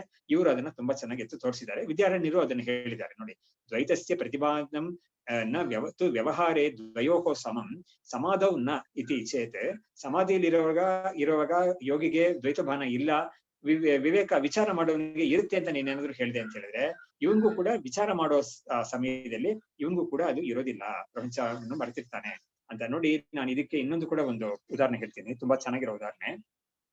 ನಮ್ಮ ಜ್ಯೇಷ್ಠ ಮಹಾಸನ್ನಿಧಾನ ಇವಾಗಿರೋ ಮಹಾಸನ್ನಿಧಾನಕ್ಕೆ ಮುಂಚೆ ಇದ್ದವರಲ್ಲ, ಶ್ರೀ ಅಭಿನವ ವಿದ್ಯಾತೀರ್ಥ ಸ್ವಾಮಿಗಳು, ಅವರು ಬೆಂಗಳೂರಲ್ಲಿ ಒಂದ್ಸತಿ ಒಂದು ವಾಸ ಇದ್ದಾಗ ಚೆನ್ನಾಗಿ ವಯಸ್ಸಾಗಿತ್ತು ಅವರಿಗೆ.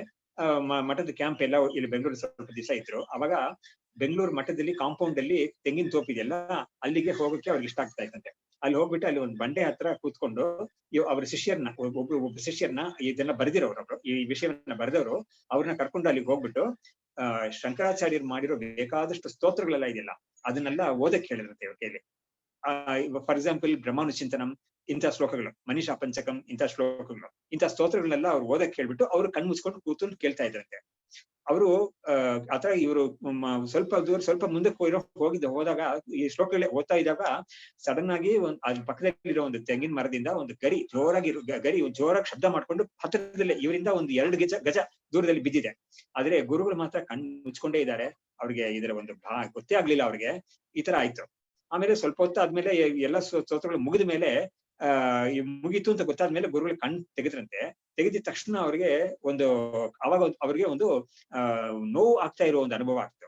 ಏನ್ ನೋವಾಗ್ತಾ ಇದೆ ಅಂತ ಹೇಳಿದ್ರೆ, ಇವ್ರು ಇಷ್ಟೊತ್ತು ಕೂತು ಈ ಸ್ತೋತ್ರಗಳ ಒಂದು ಅರ್ಥದಲ್ಲಿ ಮನಸ್ಸನ್ನ ಪೂರ್ತಿ ಲಯ ಮಾಡ್ಕೊಂಡಿದ್ರಲ್ಲ, ತಲ್ಲೀನವಾಗಿದ್ರಲ್ಲ, ಆ ಸಮಯದಲ್ಲಿ ಕಟ್ಟಿರುವೆಗಳು, ಬೇಕಾದಷ್ಟು ಇರುವೆಗಳು ಬಂದು ಅವ್ರ ಕಾಲ್ನ ಕಚ್ತಾ ಇತ್ತು. ಕಾಲು ಕೆಂಪಗಾಗಿ ಸ್ವಲ್ಪ ಊದ್ಕೊಂಡು ಆಗೋಯ್ತು. ಆದ್ರೆ ಅದೆಲ್ಲ ಆಗ್ತಾ ಇದ್ದಾಗ ಕೂಡ ಅವ್ರಿಗೆ ಅದ್ರ ಭಾನ ಗೊತ್ತಾಗ್ತೇನೆ ಇರ್ಲಿಲ್ಲ. ಆದ್ರೆ ಈ ಶ್ಲೋಕ ಪಠಣ ಎಲ್ಲ ನಿಂತು ಅವರು ಮನಸ್ಸನ್ನ ಬಹಿರ್ಮುಖ ಮಾಡ್ಕೊಂಡಾಗ ಅವ್ರಿಗೆ ಅವಾಗ್ಲೇ ಇದು ಗೊತ್ತಾಯ್ತು. ಆಮೇಲೆ ಅವ್ರಿಗೆ ಆ ಗರಿ ಬಿದ್ದಾಗ ಆ ಶಬ್ದ ಕೂಡ ಅವ್ರಿಗೆ ಗೊತ್ತಾಗಿಲ್ಲ. ಸೊ ಇಷ್ಟ ಹತ್ರ ಬಿದ್ದಾಗ ಕೂಡ. ಸೊ ಇದು ಯಾತಕ್ಕೆ ಹೇಳಿದೆ ಅಂತ ಹೇಳಿದ್ರೆ, ಅವ್ರು ಸಮಾಧಿಯಲ್ಲಿ ಇದ್ರು ಅಂತ ಹೇಳಕ್ಕಾಗಲ್ಲ ಖಂಡಿತ. ಯಾಕಂದ್ರೆ ಅವರು ಈ ಸ್ತೋತ್ರವನ್ನ ಹೇಳಿ ಕಿವಿಗೆ ಈ ಇನ್ಫಾರ್ಮೇಶನ್ ಇನ್ಪುಟ್ ಬರ್ತಾ ಇದೆ ಅವ್ರಿಗೆ.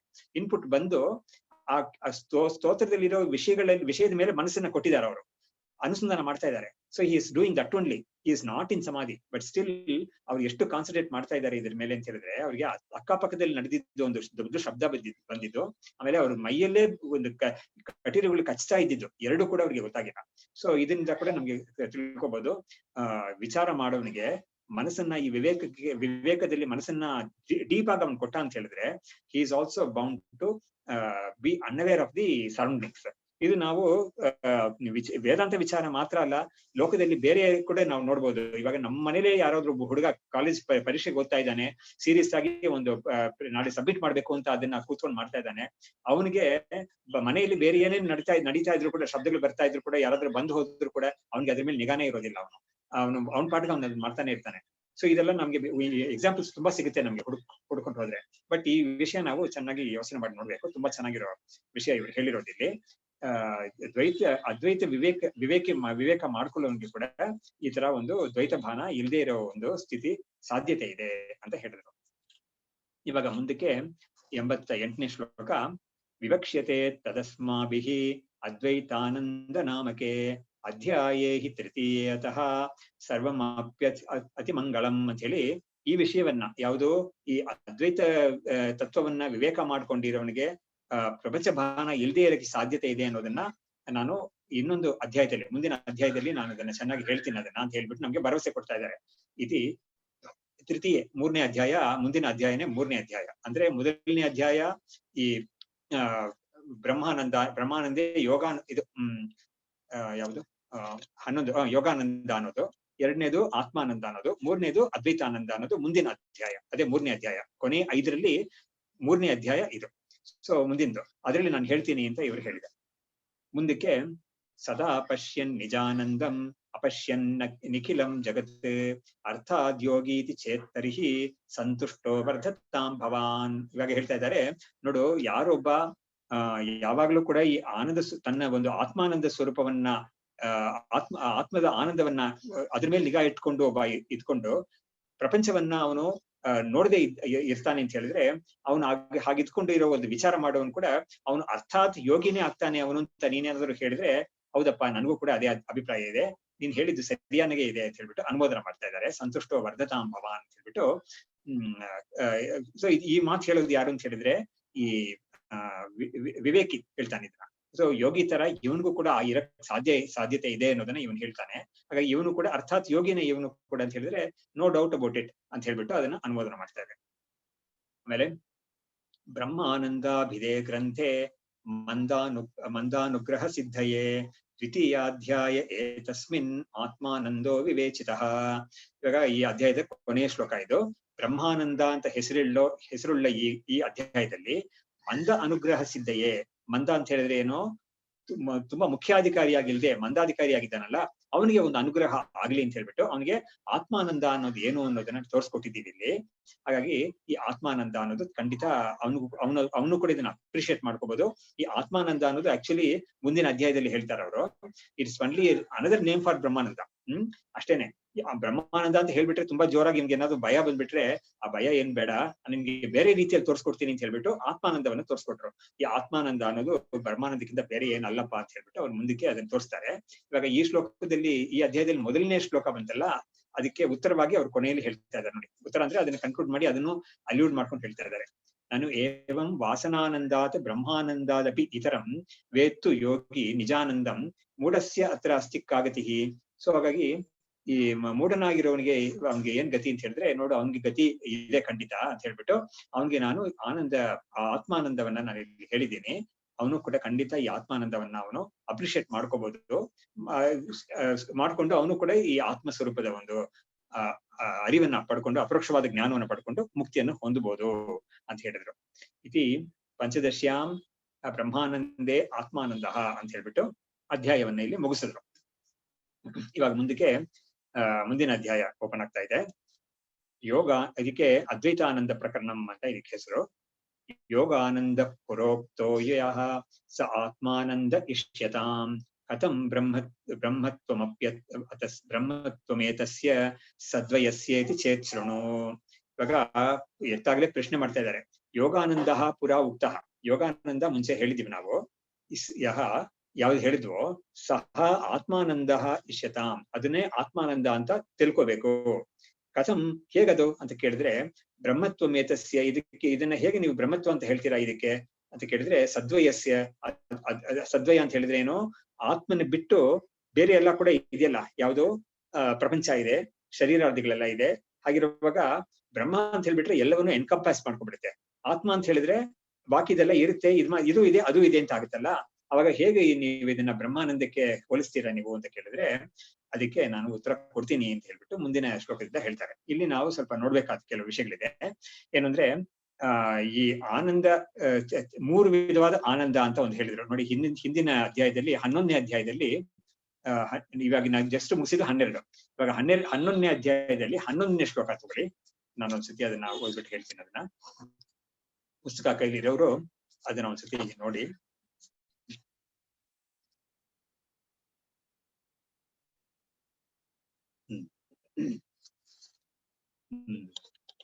ಅಲ್ಲಿ 11ನೇ ಅಧ್ಯಾಯದಲ್ಲಿ 11ನೇ ಶ್ಲೋಕ.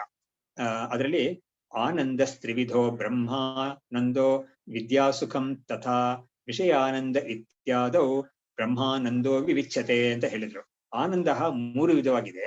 ಬ್ರಹ್ಮಾನಂದ ಅಂತ ಒಂದು ಆನಂದ, ವಿದ್ಯಾನಂದ, ವಿದ್ಯಾಸುಖಂ ಅಂದ್ರೆ ವಿದ್ಯಾನಂದ ಅಂತ ಇನ್ನೊಂದು, ವಿಷಯಾನಂದ ಅಂತ 3ನೇದು. ಇದರಲ್ಲಿ ಬ್ರಹ್ಮಾನಂದವನ್ನ ನಾನು ಮೊದಲು ಹೇಳ್ತೀನಿ ಅಂತ ಹೇಳ್ಬಿಟ್ಟು 11ನೇ ಅಧ್ಯಾಯದಲ್ಲಿ ಅದನ್ನ ಹೇಳಿದ್ದಾರೆ. ಅದನ್ನೇ ನಾವಿಲ್ಲಿ ರಿಕಾಲ್ ಮಾಡ್ಕೋಬೇಕು. ಸೊ ಹಾಗಾಗಿ ಬ್ರಹ್ಮಾನಂದ, ವಿದ್ಯಾನಂದ ಮತ್ತು ವಿಷಯಾನಂದ ಅಂತ ಮೂರು ಹೇಳಿದ್ದಾರೆ. ಅದರಲ್ಲಿ ಹೇಗೆ ಆನಂದ ಮೂರೇ ಆನಂದ ಇರುವಾಗ ನೀವು ಮಧ್ಯದಲ್ಲಿ ಏನ್ ಮಾಡ್ಬಿಟ್ರಿ, ಆತ್ಮಾನಂದ ಅಂತ ಒಂದನ್ನ ನೀವು ಸೇರಿಸಿ ಹಿಂದಿನ ಶ್ಲೋಕದಲ್ಲಿ ಹೇಳಿದ್ರಿ. ಅವಾಗ ಏನಾಯ್ತು, 4 ಅಂತ ಆಯ್ತಲ್ಲ. 4 ಆನಂದ ನೀವು ಮೊದಲು ಹೇಳಿದ್ದು 11ನೇ ಅಧ್ಯಾಯದಲ್ಲಿ 11ನೇ ಶ್ಲೋಕದಲ್ಲಿ 3 ವಿಧವಾದ ಆನಂದ ಇದೆ ಅಂತ ಹೇಳಿದ್ರಿ. ಇವಾಗ ನೀವೇನ್ ಮಾಡಿದ್ದೀರಾ, ಹಿಂದಿನ ಅಧ್ಯಾಯದಲ್ಲಿ ಆತ್ಮಾನಂದ ಅಂತ ಒಂದು ಅಧ್ಯಾಯವನ್ನ ಮಾಡಿದಿರಿ ನೀವು. ಅವಾಗ ಏನಾಯ್ತು, ಆನಂದ ಅನ್ನೋದು 4 ವಿಧವಾಯ್ತು ಆಯ್ತಲ್ಲ ಅಂತ ಒಂದು ಪ್ರಶ್ನೆ ಮಾಡಿದ್ರೆ ಅದಕ್ಕೆ ಹೇಳ್ತಾರೆ, ಇಲ್ಲ ಆತರ ಏನಿಲ್ಲ, ನಾನು ಅದನ್ನ ಕ್ಲಾರಿಫೈ ಮಾಡ್ತೀನಿ ಅಂತ ಹೇಳ್ತಾ ಇದ್ದಾರೆ. ಏನು ಅಂತ ಹೇಳಿದ್ರೆ, ಯೋಗಾನಂದ ಈ ಶ್ಲೋಕದಲ್ಲಿ ಅದನ್ನ ಹೇಳ್ತಾ ಇದ್ದಾರೆ. ಯಥಾ ನಾನು ಅದನ್ನ ಸ್ವಲ್ಪ ವ್ಯಾಖ್ಯಾನವನ್ನ ಅದನ್ನ ಓದ್ಬಿಟ್ಟು ನಿಮ್ಗೆ ಹೇಳ್ತೀನಿ, ಸೊ ದಟ್ ನಮ್ಗೆ ಕ್ಲಾರಿಫೈ ಆಗುತ್ತೆ ಚೆನ್ನಾಗಿ. ಯಥಾ ಪ್ರತಿಜ್ಞಾತಸ್ಯೈವ ಬ್ರಹ್ಮಾನಂದಸ್ಯ ಯೋಗಜನ್ಯ ಸಾಕ್ಷಾತ್ಕಾರ ವಿಷಯತ್ವೇನ ಯೋಗಾನಂದತ್ವಂ ನಿರುಪಾಧಿಕತ್ವೇನ ನಿಜಾನಂದತ್ವಂ ಚ ವ್ಯವಹೃತಂ ತಥಾ ತಸ್ಯೈವ ಗೌಣಮಿಥ್ಯಾ ಮುಖ್ಯ ಆತ್ಮ ವಿವೇಚನೇನ ಅವಗಮ್ಯವತ್ವತ್ ವಿವಕ್ಷಾಯಾಂ ಆತ್ಮಾನಂದತ್ವಂ ಅಭಿಹಿತಂ. ಇವಾಗ ಏನ್ ಹೇಳಿದ್ರು, ಈ ಒಂದು ಆನಂದಾನೇ, ಅದಕ್ಕೆ ಬೇರೆ ಬೇರೆ ಹೆಸರು ಅಷ್ಟೇನೆ ಅಂತ ಹೇಳಿದ್ರು. ಸೊ ಈ ಮೊದಲು ಹೇಳಿದ್ರು ಬ್ರಹ್ಮಾನಂದ ಅಂತ ಹೇಳ್ಬಿಟ್ಟು ಅದು ಯೋಗದಿಂದ ಅದನ್ನ ಸಾಕ್ಷಾತ್ಕಾರ ಮಾಡ್ಕೋಬಹುದು ಅಂತ ಹೇಳ್ಬಿಟ್ಟು, ಅದಕ್ಕೆ ಅವಾಗ ಏನಾಗುತ್ತೆ, ಅದಕ್ಕೆ ಯೋಗಾನಂದ ಅಂತ ಹೆಸರು ಬರುತ್ತೆ. ಬ್ರಹ್ಮಾನಂದಕ್ಕೇನೆ ಯೋಗದ ಮುಖಾಂತರ ಅದನ್ನ ಸಾಕ್ಷಾತ್ಕಾರ ಮಾಡ್ಕೊಂಡ್ರೆ ಅದಕ್ಕೆ ಯೋಗಾನಂದ ಅಂತ ಬರುತ್ತೆ.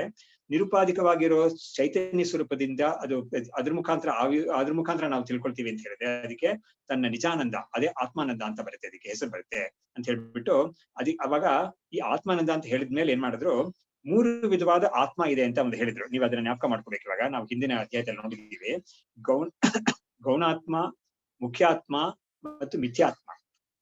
ಮುಖ್ಯಾತ್ಮ ಅನ್ನೋದು ಪಂಚಕೋಶಗಳಿಂದ ಬೇರೆ ಇರೋ ಚೈತನ್ಯ, ಶುದ್ಧ ಚೈತನ್ಯ ಸ್ವರೂಪ. ಈ ಪಂಚಕೋಶಗಳಿದೆಯಲ್ಲ, ಯಾವುದು ಅನ್ನಮಯ, ಮನೋಮಯ, ಅನ್ನಮಯ, ಪ್ರಾಣಮಯ, ಮನೋಮಯ, ವಿಜ್ಞಾನಮಯ ಮತ್ತು ಆನಂದಮಯ, ಈ 5 ಸೇರ್ಕೊಂಡು ಅದೇ ಮಿಥ್ಯಾತ್ಮ. ಯಾಕಂದ್ರೆ ಅದರಲ್ಲೇ ನನಗೆ ನಾನು ಅಂತ ಬುದ್ಧಿ ತಪ್ಪಾಗಿ ಬರ್ತಾ ಇದೆ, ಅದರಿಂದ ಅದು ಮಿಥ್ಯಾತ್ಮ.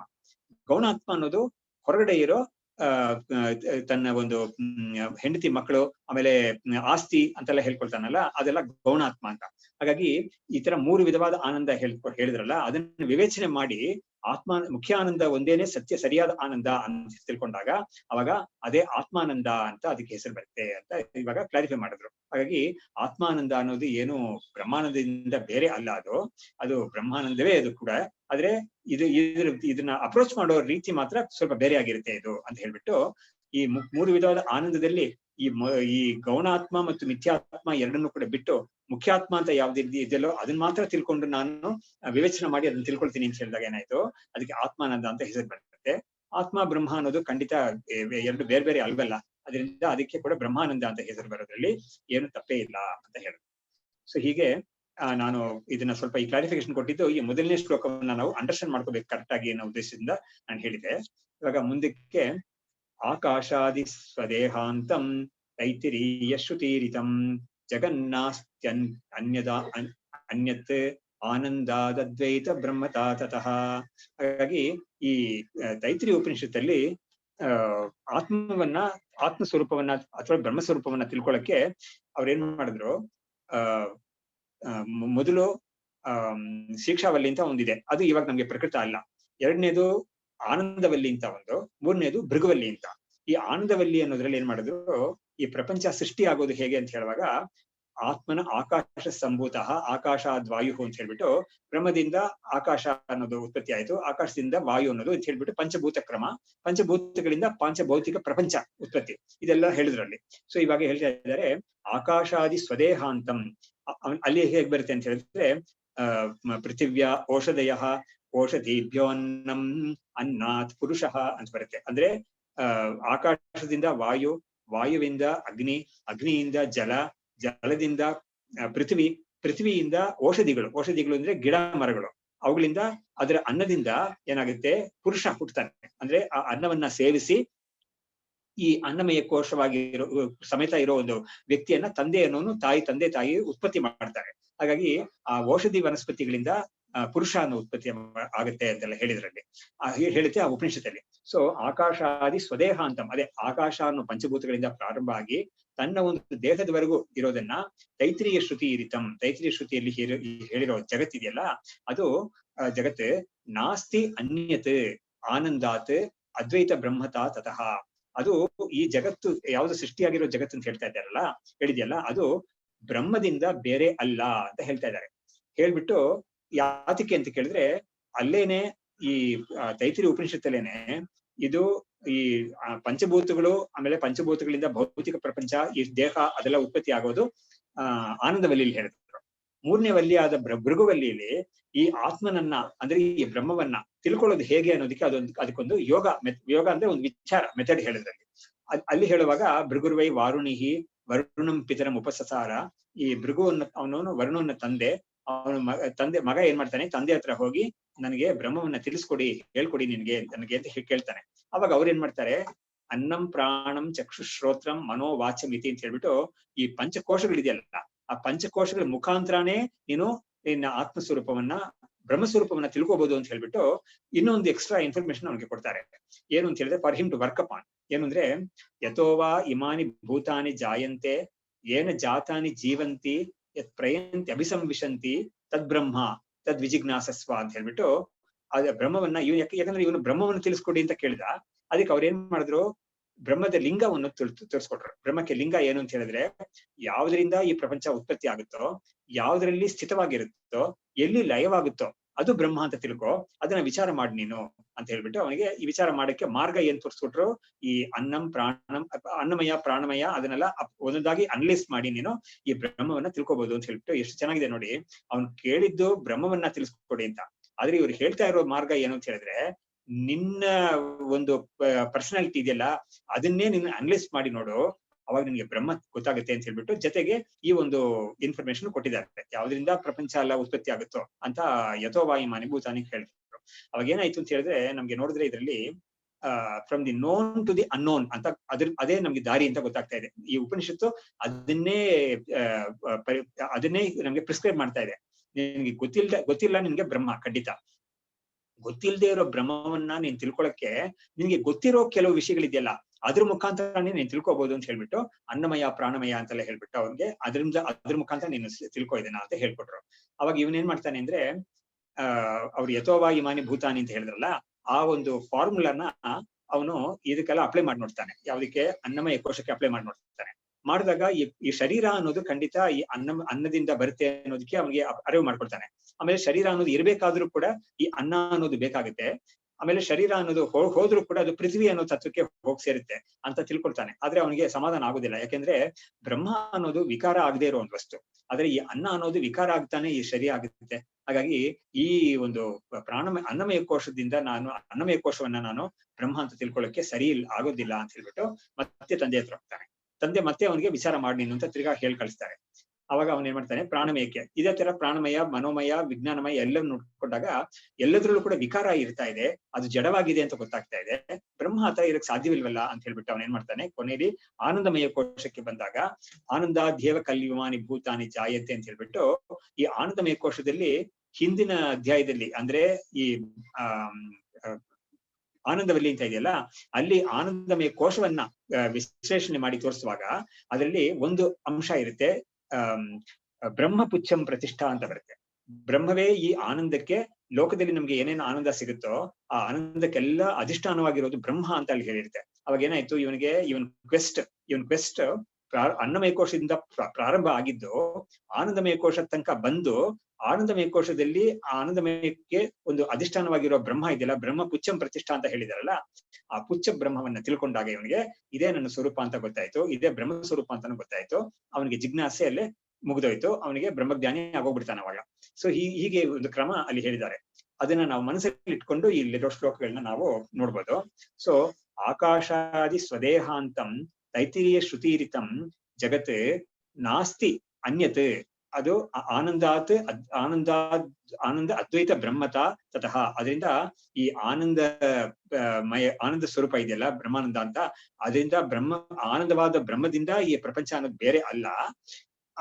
ಅದರಿಂದ ಬ್ರಹ್ಮದ ಒಂದು ಅದ್ವೈತ ಬ್ರಹ್ಮತ್ವ ಅನ್ನೋದು ಈ ಆತ್ಮಾನಂದದಿಂದಾನೇ ನಮ್ಗೆ ಅದು ಸಿದ್ಧವಾಗುತ್ತೆ ಅಂತ ಹೇಳಿದ್ರು ಅವರು. ಸೊ ಆತ್ಮ ಅನ್ನೋದು ಯಾವುದು, ಪಂಚಕೋಶಗಳಿಂದ ವಿಲಕ್ಷಣವಾಗಿರೋದು ಆತ್ಮ. ಅದನ್ನ ಬ್ರಹ್ಮ ಅಂತ ಇವಾಗ ತೋರ್ಸ್ಕೊಟ್ಬಿಟ್ರಿ ಅವರು. ಹೇಗ್ ತೋರ್ಸ್ಕೊಟ್ರು ಅಂದ್ರೆ, ಆ ತೈತ್ರಿಯ ಉಪನಿಷತ್ತನ್ನ ಆಧಾರವಾಗಿಟ್ಕೊಂಡು ಆ ಬ್ರಹ್ಮದಿಂದಲೇ ಈ ಜಗತ್ತು ಅನ್ನೋದು ಉತ್ಪತ್ತಿ ಆಗಿದೆ. ಆ ಬ್ರಹ್ಮವನ್ನ ತಿಳ್ಕೊಳಕ್ಕೆ ನಿನ್ಗೆ ಏನ್ ಹೇಳ್ಕೊಟ್ರು, ನಿನ್ನ ಸ್ಥೂಲ ಶರೀರದಿಂದ ನೀನು ಪ್ರಾರಂಭ ಮಾಡಿ ನೀನು ಒಳಗಡೆ ಹೋಗು ಅಂತ ತೋರ್ಸ್ಕೊಟ್ರು. ನೀನು ಪಂಚಕೋಶಗಳಿಂದ ದಾಟಿ ಇರೋ ಆತ್ಮವನ್ನ ತಿಳ್ಕೊಂಡಾಗ ಅದೇ ಬ್ರಹ್ಮ ಅಂತ ಅಲ್ಲೇ ಹೇಳ್ಕೊಟ್ಬಿಟ್ಟಿದ್ದಾರೆ. ಇದು ಬ್ರಹ್ಮ ಪುಚ್ಚಂ ಪ್ರತಿಷ್ಠಾ ಅಂತ. ಹಾಗಾಗಿ ಏನಾಯ್ತು, ಆತ್ಮ ಅನ್ನೋದು ಬ್ರಹ್ಮ ಅನ್ನೋದು ಒಂದೇ ಅಂತ ಗೊತ್ತಾಗೋಯ್ತು ಇವಾಗ. ಹಾಗಾಗಿ ಈ ಪ್ರಪಂಚ ಅನ್ನೋದಕ್ಕೆ ಆತ್ಮನನ್ನ ಅಂದ್ರೆ ಬ್ರಹ್ಮವನ್ನ ಬಿಟ್ಟು ಬೇರೆಯಾದ ಒಂದು ಅಸ್ತಿತ್ವ ಇಲ್ಲ ಅದಕ್ಕೆ ಅಂತ ಗೊತ್ತಾಗುತ್ತೆ. ಅವಾಗ ಏನಾಗುತ್ತೆ, ಅದು ನಮ್ಮ ಶಾಸ್ತ್ರದ ಪ್ರಕಾರ ಕಾರ್ಯಕಾರಣ ಅನನ್ಯತ್ವ. ಕಾರ್ಯ ಅನ್ನೋದು ಕಾರಣಕ್ಕಿಂತ ಬೇರೆ ಅಲ್ಲ ಅಂತ.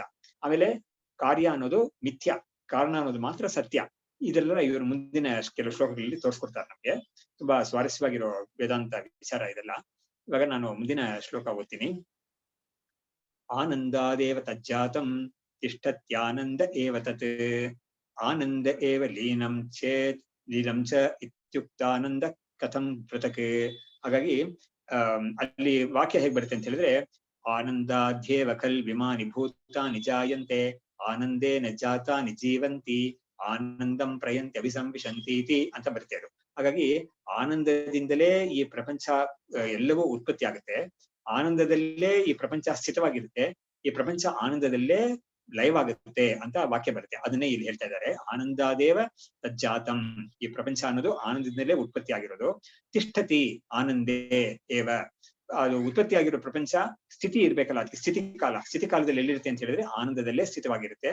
ಆನಂದೇ ಏವ ಲೀನಂ ಚ, ಅದು ಆನಂದದಲ್ಲೇ ಲೈವ್ ಆಗುತ್ತೆ ಅದು. ಇತಿ ಉಕ್ತ ಆನಂದಾತ್ ಕಥಂ ಪೃಥಕ್ ಆಗಿರುವಾಗ, ಅದರಿಂದ ಇದು ಈ ಬ್ರಹ್ಮ ಈ ಜಗತ್ ಅನ್ನೋದು ಈ ಆನಂದದಿಂದ ಹೇಗೆ ಅದು ಬೇರೆಯಾಗಿರಕ್ಕೆ ಸಾಧ್ಯ ಅಂತ ಕೇಳಿದ್ರು. ಯಾಕಂದ್ರೆ ಕಾರ್ಯ ಮತ್ತು ಕಾರಣ ಎರಡೂ ಕೂಡ ಬೇರೆ ಬೇರೆ ಅಲ್ಲ. ಕಾರಣವೇ ಕಾರ್ಯದಾಗಿ ಒಂದು ತೋರ್ತಾ ಇದೆ ಅಷ್ಟೇ. ಹಾಗಾಗಿ ಕಾರಣವೇ ಕಾರ್ಯವಾಗಿ ಒಂದು ವಿಶೇಷವಾಗಿ ತೋರ್ತಾ ಇದೆ ಅಷ್ಟೇ ಹೊರತು ಅದು ಮೂಲತಃ ಬೇರೆ ಅಲ್ಲ ಅನ್ನೋದನ್ನ ನಾವು ಮೃತ್ ಘಟ ಎಕ್ಸಾಂಪಲ್ ತಗೊಂಡು ನಾವು ನೋಡ್ಬೋದು. ಇವಾಗ ಮುಂದಿನ ಶ್ಲೋಕದಲ್ಲಿ ಒಂದು ಸಣ್ಣ ಒಂದು ವಿಚಾರವನ್ನು ತೆಗಿತಾರೆ.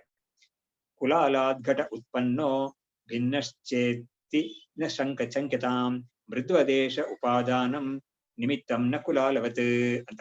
ಇವಾಗ ಪ್ರಶ್ನೆ ನ್ಯಾಚುರಲ್ ಆಗಿ ಬರುತ್ತೆ, ಕಾರಣದಿಂದ ಕಾರ್ಯ ಭಿನ್ನ ಅಂತ, ಕಾರ್ಯ ಕಾರಣದಿಂದ ಭಿನ್ನ ಅಲ್ಲ ಅಂತ ಹೇಳ್ತಿರಲ್ಲ, ಹೇಗದು? ಇವಾಗ ಉಪಾದಾನ ಕಾರಣವನ್ನು ಇಟ್ಕೊಂಡ್ರೆ ನಮ್ಗೇನ್ ಕಷ್ಟ ಇಲ್ಲ. ಯಾಕಂದ್ರೆ ಮಣ್ಣಿಂದ ಘಟ ಉತ್ಪತ್ತಿ ಆಗುತ್ತೆ. ಘಟ ಉತ್ಪತ್ತಿ ಆದ ಘಟ ಅದು ಸ್ಥಿತಿ ಕಾಲದಲ್ಲಿ ಕೂಡ ಮಣ್ಣನ್ನು ಬಿಟ್ಟು ಇರಕ್ಕಾಗೋದಿಲ್ಲ. ಘಟ ಮುರಿದೋಯ್ತು ಅಂತ ಹೇಳಿದ್ರೆ ಅದು ಮಣ್ಣಾಗೆ ಆಗುತ್ತೆ ತಿರ್ಗಾ. ಹಾಗಾಗಿ ಈ ಘಟ ಅನ್ನೋದು ಮಣ್ಣಿಂದ ಬೇರೆ ಅಲ್ಲ ಅಂತ ಹೇಳಕ್ ನಮ್ಗೆ ಅಲ್ಲಿ ಬರುತ್ತೆ. ಆದ್ರೆ ಘಟವನ್ನ ಉತ್ಪತ್ತಿ ಮಾಡಿದ್ದಾನಲ್ಲ ಒಬ್ಬ ಕುಲಾಲ, ಅವನಿಂದಾನೇ ಘಟ ಬಂದಿರೋದು. ಅವಾಗ ಅವನನ್ನ ಯಾತಕ್ಕೆ ನಾವು ಕಾರಣ ಅಂತ ಹೇಳ್ಬಾರ್ದು? ಅವನಿಂದ ಈ ಘಟ ಏನು ಬೇರೆ ಅಲ್ಲ ಅಂತ ನಾವು ಹೇಳೋದು ಹೇಗೆ? ನೀವು ಹೇಳೋದು ಸರಿಯಾಗಿರುತ್ತೆ ಅಂತ ಹೇಳಿದ್ರೆ, ಯಾಕಂದ್ರೆ ಕುಲಾಲ ಬೇರೆ ಘಟ ಬೇರೆ ಅಂತ ನಮ್ಗೆ ಚೆನ್ನಾಗಿ ಗೊತ್ತಾಗ್ತಾ ಇದೆ. ಹಾಗಿರುವಾಗ ನಿಮ್ಮ ಕಾರ್ಯಕಾರಣದಲ್ಲಿ ಅನನ್ಯತ್ವ ಅನ್ನೋದು ಬಿದ್ದೋಯ್ತಲ್ಲ ಅಂತ ಒಂದು ಶಂಕೆ ನಿನಗೆ ಬರಬಾರ್ದು. ವಿಷಯ ಏನು ಅಂತ ಹೇಳಿದ್ರೆ, ಮೃತ್ ಹೇಗೆ ಘಟಕ್ಕೆ ಉಪಾದಾನ ಕಾರಣವಾಗಿದೆಯೋ ಆತರ ಕುಲಾಲ ಉಪಾದಾನ ಕಾರಣ ಅಲ್ಲ, ಅವನು ಬರೀ ನಿಮಿತ್ತ ಕಾರಣ ಅಷ್ಟೇನೆ ಅಂತ ಹೇಳ್ಬಿಟ್ಟು ಅದನ್ನ ಅವರು ಉಪಪಾದನೆ ಮಾಡ್ತಾರೆ. ಮುಂದಿನ ಶ್ಲೋಕದಲ್ಲಿ ಉಪಪಾದನೆ ಮಾಡ್ತಾರೆ ನೋಡಿ. ಸ್ಥಿತಿರ್ಲಯಶ್ಚ ಕುಂಭಸ್ಯ ಕುಲಾಲೇಸ್ತೋ ನ ಹಿ ಕ್ವಚಿತ್ ದೃಷ್ಟೌ ತ್ವೌ ಮೃದಿ ತದ್ವತ್ ಸ್ಯಾತ್ ಉಪಾದಾನಂ ತಯೋಃ ಶ್ರುತೇಃ. ಹೀಗಾಗಿ ಸ್ಥಿತಿ ಲಯ ಅಂದ್ರೆ ಘಟ ಕುಲಾಲನ ಕೈಯಿಂದ ಇದು ಮಾಡಲ್ಪಟ್ಟು ಹೊರಗಡೆ ಬಂತು, ಸರಿ, ಅದನ್ನೇನು ಒಪ್ಕೊಳ್ಳೋಣ. ಆದ್ರೆ ಈ ಘಟ ಇರ್ಬೇಕಾದ್ರೆ, ಅದು ಸ್ಥಿತಿ ಇರ್ಬೇಕಾದ್ರೆ ಕುಲಾಲ ಬೇಕಾಗಿದೆ, ಅದಕ್ಕೆ ಬೇಕಾಗೇ ಇಲ್ಲ. ಯಾಕಂದ್ರೆ ಕುಲಾಲ ಇದನ್ನ ಮಾಡಿ ಇಡ್ತಾನೆ, ಯಾರೋ ತಗೊಂಡೋಗ್ತಾರೆ, ಅದನ್ನ ತಗೊಂಡೋಗ್ಬಿಟ್ಟು ಅವ್ರ ಮನೇಲಿ ಅದನ್ನ ಮೇಂಟೈನ್ ಮಾಡೋಕೆ ಕುಲಾಲ ಏನ್ ಬೇಕಿಲ್ಲ ಅವ್ರಿಗೆ. ಆದ್ರೆ ಈ ಮಣ್ಣನ್ನ ಮಾತ್ರ ಬಿಟ್ಟಿರಕ್ಕೆ ಸಾಧ್ಯವೇ ಇಲ್ಲ ಘಟ ಅನ್ನೋದು. ಕುಲಾಲ ಅದಕ್ಕೆ ಬೇಕಾಗಿಲ್ಲ ಅನ್ನೋದನ್ನ ಈ ಶ್ಲೋಕದಲ್ಲಿ ತೋರಿಸ್ಕೊಡ್ತಾ ಇದ್ದಾರೆ. ಸ್ಥಿತಿ ಲಯಶ್ಚ, ಆಮೇಲೆ ಲಯ ಕೂಡ ಅಷ್ಟೇನೆ. ಇದು ಘಟ ಮುರಿದು ಅಂದ್ರೆ ನಾವೇನು ಕುಲಾಲ ತಗೊಂಡೋಗಿ ಏನ್ ಕೊಡೋದಿಲ್ಲ, ಅದನ್ನೆಲ್ಲ ಒಂದ್ ಕಡೆ ಬಿಸಾಕ್ತಿವಿ, ಅದು ಮಣ್ಣಾಗೆ ಸೇರ್ಕೊಂಡ್ಬಿಡುತ್ತೆ ಅದು. ಹಾಗಾಗಿ ಲಯ ಆಗುವಾಗ್ಲೂ ಕುಲಾಲ ಬೇಕಿಲ್ಲ, ಅದು ಸ್ಥಿತ ಕಾಲದಲ್ಲೂ ಕುಲಾಲ ಬೇಕಿಲ್ಲ. ಹಾಗಾಗಿ ನಾವೆಲ್ಲೂ ನೋಡಿಲ್ಲ ಇದನ್ನ. ಹಾಗಾಗಿ ಸ್ಥಿತಿರ್ಲಯಶ್ಚ ಕುಂಭಸ್ಯ ಕುಲಾಲೇ ಸ್ತಃ ನಹಿ ಕ್ವಚಿತ್ ದೃಷ್ಟ ತೌ ಮೃದಿ ತದ್ವತೆ. ಆ ಎರಡು ಕೂಡ, ಸ್ಥಿತಿ ಮತ್ತು ಲಯ ಎರಡು ಕೂಡ ಮೃತ್ತಲ್ಲೇನೆ ಇರುತ್ತೆ. ಯಾಕಂದ್ರೆ ಮೃತ್ತಿಂದ ಉತ್ಪತ್ತಿ ಆಗಿರೋ ಘಟ ಮೃತನ್ನ ಬಿಟ್ಟು ಅದು ಸ್ಥಿತವಾಗಿರಕ್ ಸಾಧ್ಯವೇ ಇಲ್ಲ. ಆಮೇಲೆ ಅದು ಘಟ ನಾಶವಾದ್ರೆ ಅದು ಮೃತಾಗೆ ಹೋಗುತ್ತೆ ಹೊರತು ಅದು ಬೇರೆ ಏನೂ ಆಗೋದಿಲ್ಲ ಅದು. ಹಾಗಾಗಿ ಮೃದಿ ತದ್ವತ್ ಸ್ಯಾತ್ ಉಪಾದಾನಂ ತಯೋ ಶ್ರುತೇಃ. ಅದರಿಂದ ಈ ಲಯಕ್ಕೂನು ಲಯ ಮತ್ತು ಸ್ಥಿತಿ ಎರಡು ಕೂಡ ಉಪಾದಾನ ಕಾರಣವನ್ನೇ ಅವಲಂಬಿಸ್ಕೊಂಡಿರುತ್ತೆ. ಲಯ ಆಗುವಾಗ್ಲೂ ಕೂಡ ಉಪಾದಾನ ಕಾರಣವಾದ ಮೃತಲೇ ಲಯ ಆಗುತ್ತೆ. ಸ್ಥಿತಿ ಕಾಲದಲ್ಲಿ ಕೂಡ ಅದು ಉಪಾದಾನ ಕಾರಣವನ್ನೇ ಅದು ಅವಲಂಬಿಸ್ಕೊಂಡಿರುತ್ತೆ ಅದು. ಸೊ ಹಾಗಾಗಿ ಇದಕ್ಕೆ ಈ ಶ್ರುತಿಯನ್ನು ನಮಗೆ ತೋರಿಸುತ್ತೆ. ಏನ್ ಶ್ರುತಿ ಇಲ್ಲಿರೋದು? ಜಗತ್ ವಿಷಯಕ್ಕೆ ಶ್ರುತಿ ಏನಿದೆ? ಆನಂದಾಧ್ಯವ ಕಲ್ವಿಮಾನಿ ಭೂತಾನಿ ಅಂತ ಇದೆಯಲ್ಲ, ಅವಾಗ ಏನಾಯ್ತು? ಈ ಪ್ರಪಂಚ ಅನ್ನೋದು ಆನಂದ ಸ್ವರೂಪವಾದ ಬ್ರಹ್ಮದಿಂದ ಉತ್ಪತ್ತಿ ಆಗಿದೆ. ಪ್ರಪಂಚ ಅನ್ನೋದು ಸ್ಥಿತವಾಗಿರುವಾಗ ಕೂಡ ಅದು ಆನಂದ ಸ್ವರೂಪವಾಗಿರೋದು ಬ್ರಹ್ಮದಲ್ಲೇ ಸ್ಥಿತವಾಗಿದೆ. ಬ್ರಹ್ಮವನ್ನು ಬಿಟ್ಟು ಅದಕ್ಕೆ ಇರುವಿಕೆ ಇಲ್ಲ. ಹೇಗೆ ಮೃತ್ಯನ್ನ ಬಿಟ್ಟು ಮಡಕೆಗೆ ಇರುವಿಕೆ ಇಲ್ವೋ, ಅದೇ ತರಾನೇ ಬ್ರಹ್ಮವನ್ನು ಬಿಟ್ಟು ಜಗತ್ತಿಗೆ ಬೇರೆಯಾದ ಇರುವಿಕೆ ಇಲ್ಲ. ಇದಕ್ಕೆ ಹೇಗೆ ಗೊತ್ತಾಗುತ್ತೆ ನಮ್ಗೆ ಅಂತ ಹೇಳಿದ್ರೆ, ಘಟ ಇದೆ, ಸರಿ, ಪ್ರಪಂಚ ಇದೆ ಅಂತ ಹೇಳ್ತೀವಿ, ಪ್ರಪಂಚ ನಮ್ಗೆ ತೋರ್ತಾ ಇದೆ ಅಂತ ಹೇಳ್ತೀವಿ. ಅದು ಎರಡು ಕೂಡ ನಮ್ಗೆ ಎಲ್ಲಿಂದ ಬರುತ್ತೆ ಅಂತ ಹೇಳಿದ್ರೆ, ಬ್ರಹ್ಮದ ಒಂದು ಅಸ್ತಿತ್ವ ಇದೆಯಲ್ಲ, ಬ್ರಹ್ಮದ ಅಸ್ತಿತ್ವವೇ ಈ ಪ್ರಪಂಚದಲ್ಲಿ ಪ್ರಪಂಚ ಅಸ್ಥಿ ಅನ್ನೋ ರೀತಿಯಲ್ಲಿ ಕಾಣಿಸ್ತಾ ಇದೆ. ಬ್ರಹ್ಮದ ಜ್ಞಾನ ಸ್ವರೂಪ ಅಂತ ಇದೆಯಲ್ಲ, ಅದೇ ಈ ಪ್ರಪಂಚದ ಒಂದು ಭಾನವಾಗಿ ನಮ್ಗೆ ತೋರ್ತಾ ಇದೆ. ಅದರಿಂದ ಈ ಪ್ರಪಂಚ ಅನ್ನೋದು ಬ್ರಹ್ಮವನ್ನು ಬಿಟ್ಟು ಅದಕ್ಕೆ ಸ್ಥಿತಿ ಕಾಲದ್ದು ಇರೋದಿಲ್ಲ. ಸರಿ, ಅದು ಲಯವಾದ್ರೆ ಎಲ್ಲ ಲಯವಾಗುತ್ತೆ ಅಂತ ನಮ್ಗೆ ಶ್ರುತಿ ಹೇಳ್ಕೊಟ್ಟಿದೆ ಅಂತ ಹೇಳಿದ್ರೆ, ಬ್ರಹ್ಮದಲ್ಲೇ ಲಯವಾಗುತ್ತೆ ಅಂತ ಹೇಳ್ಕೊಟ್ಟಿದೆ. ಹಾಗಾಗಿ ಈ ಸ್ಥಿತಿಕಾಲ ಮತ್ತು ಲಯಕಾಲ ಎರಡರಲ್ಲೂ ಕೂಡ ಬ್ರಹ್ಮವೇ ಆಗಿರೋದ್ರಿಂದ ಈ ಪ್ರಪಂಚ ಅನ್ನೋದು ಬ್ರಹ್ಮಕ್ಕಿಂತ ಬೇರೆ ಅಲ್ವೇ ಅಲ್ಲ ಅನ್ನೋದನ್ನ ಈ ಶ್ಲೋಕದಲ್ಲಿ ಹೇಳಿದ್ರು. ಇವಾಗ ಮುಂದಿನ ಶ್ಲೋಕದಲ್ಲಿ ಉಪಾದಾನಂ ತ್ರಿಧಾ ಭಿನ್ನಂ ವಿವರ್ತಿ ಪರಿಣಾಮಿ ಚ ಆರಂಭಕಂ ಚ ತತ್ರಾನ್ಯೌ ಅಂತ್ಯೌ ನ ನಿರಂಶೇ ಅವಕಾಶಿನವು.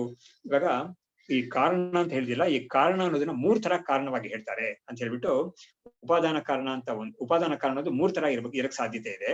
ಅದು ತ್ರಿಧಾ ಭಿನ್ನ. ಅದು ಒಂದು ವಿವರ್ತ ಉಪಾದಾನ ಕಾರಣ ಅಂತ ಒಂದು, ಪರಿಣಾಮಿ ಉಪಾದಾನ ಕಾರಣ ಅಂತ ಒಂದು, ಇನ್ನೊಂದು ಆರಂಭಕ ಉಪಾದಾನ ಕಾರಣ ಅಂತ ಇನ್ನೊಂದು. ಈ 3 ಕೂಡ ಹೇಳ್ಬಿಟ್ಟು, ಈ ಮೊದಲು 2 ಕೂಡ ನಿರಂಶೆ. ಯಾವುದು? ಈ ವಿವರ್ತ ಉಪಾದಾನ ಕಾರಣ, ಅಂತ್ಯದ ಪರಿಣಾಮಿ ಉಪಾದಾನ ಕಾರಣ ಮತ್ತು ಆರಂಭ ಉಪಾದಾನ ಕಾರಣ ಎರಡೂ ಕೂಡ ನಿರಂಶವಾಗಿರೋ ಬ್ರಹ್ಮದಲ್ಲಿ ಸಾಧ್ಯವಿಲ್ಲ. ಅವು ಎರಡು ಕೂಡ ಎಲ್ಲಿ ಅದಕ್ಕೆ ಅಪ್ಲಿಕೇಶನ್ ಇರುತ್ತೆ ಅಂತ ಹೇಳಿದ್ರೆ, ಅಂಶ ಅಂದ್ರೆ ಯಾವುದೋ ಒಂದು ಪರಿಚ್ಛಿನ್ನ ವಸ್ತುವಾಗಿರುತ್ತೆ, ಒಂದು ಮಣ್ಣು ಅಥವಾ ಒಂದು ಸುವರ್ಣ ಅಥವಾ ಒಂದು ಲೋಹ, ಒಂದು ಕಬ್ಣ, ಇಂಥ ವಿಷಯಗಳಲ್ಲಿ, ಅಥವಾ ಒಂದು ಹತ್ತಿಯಿಂದ ನೂಲ್ ಮಾಡ್ತೀವಲ್ಲ, ನೂಲಿಂದ ಬಟ್ಟೆ ಮಾಡ್ತೀವಲ್ಲ, ಅಂತ ಕಡೆಗಳಲ್ಲೆಲ್ಲ ಈ ಪರಿಣಾಮಿ ಉಪಾದಾನ ಕಾರಣ ಅಥವಾ ಮತ್ತು ಈ ಆರಂಭಕ ಉಪಾದಾನ ಕಾರಣ ಅನ್ನೋದು ಇರುತ್ತೆ ಕೆಲಸ ಮಾಡ್ತಿಯಲ್ಲಿ. ಆದ್ರೆ ಈ ವಿವರ್ತ ಉಪಾದಾನ ಕಾರಣ ಅನ್ನೋದು ಮಾತ್ರ ಅದು ಅಲ್ಲಿ ಅದಕ್ಕೆ ಇದಿಲ್ಲ, ಸ್ಕೋಪ್ ಇಲ್ಲ. ಅದು ಇರೋದು ಎಲ್ಲಿ ಅಂತ ಹೇಳಿದ್ರೆ, ಬ್ರಹ್ಮದಿಂದ ಪ್ರಪಂಚ ಅನ್ನೋದು ತೋರ್ತಾ ಇದೆಯಲ್ಲ, ಅಲ್ಲಿ ಮಾತ್ರ ವಿವರ್ತೋಪಾದಾನ ಕಾರಣಕ್ಕೆ ಅಲ್ಲಿ ಸ್ಕೋಪ್ ಇದೆ ಅನ್ನೋದನ್ನ ತಿಳಿಸ್ಬಿಟ್ಟು ಮುಂದಿನ ಶ್ಲೋಕದಲ್ಲಿ ಅದು ಹೇಗೆ ಅನ್ನೋದನ್ನ ಡೆಮಾನ್ಸ್ಟ್ರೇಟ್ ಮಾಡ್ತಾರೆ. ತುಂಬಾ ಸ್ವಾರಸ್ಯವಾಗಿದೆ ನೋಡಿ. ಆರಂಭವಾದಿನೋ ಅನ್ಯಸ್ಮಾತ್ ಅನ್ಯೋಸ್ಯೋತ್ಪತ್ತಿ ಭೂಚಿರೆ ತಂತೋಃ ಪಟಸ್ಯ ನಿಷ್ಪತ್ತೇಃ ಭಿನ್ನೌ ತಂತು ಪಟೌ ಖಲು. ಇವಾಗ ಆರಂಭವಾದ ಅನ್ನೋದನ್ನ ತಗೊಳ್ತಾರೆ. ಆರಂಭವಾಗಿ ಉಪಾದಾನ ಕಾರಣವಾಗಿರುತ್ತಲ್ಲ, ಅದೇನು ಅಂತ ಹೇಳಿದ್ರೆ, ಆರಂಭವಾದಿಗಳು ಅಂತ ಯಾರು ವೈಶೇಷಿಕರು ನೈಯಾಯಿಕರು ಇದ್ದಾರಲ್ಲ, ಅವ್ರು ಹೇಳೋರು ಏನ್ ಹೇಳ್ತಾರೆ ಅಂದ್ರೆ, ಅನ್ಯಸ್ಮಾತ್ ಅನ್ಯಸ್ಯ ಉತ್ಪತ್ತಿ ಇದೆ. ಕಾರಣ ಅನ್ನೋದೇನೆ ಬೇರೆ, ಕಾರ್ಯ ಅನ್ನೋದೇನೆ ಅನ್ನೋದೇ ಬೇರೆ. ಬೇರೆಯಾಗಿರೋ ಕಾರ್ಯ ತನ್ನಿಂದ ಬೇರೆಯಾಗಿರೋ ಕಾರಣದಿಂದ ಉತ್ಪತ್ತಿ ಆಗುತ್ತೆ ಅಂತ ಹೇಳ್ತಾರೆ ಅವರು. ಯಾಕೆ ಅವ್ರು ಹೇಳೋದ್ರಲ್ಲಿ ಲಾಜಿಕ್ ಏನಿರುತ್ತೆ ಅಂತ ಹೇಳಿದ್ರೆ, ಅವ್ರಿಗೆ ನೋಡು, ಒಂದು ನೂಲಿಂದ ಬಟ್ಟೆ ಅನ್ನೋದು ಬರುತ್ತೆ. ಆದ್ರೆ ಬಟ್ಟೆ ಏನು ಮುಂಚೆನೆ ಇದೆಯಾ? ಅದು ಇಲ್ಲ.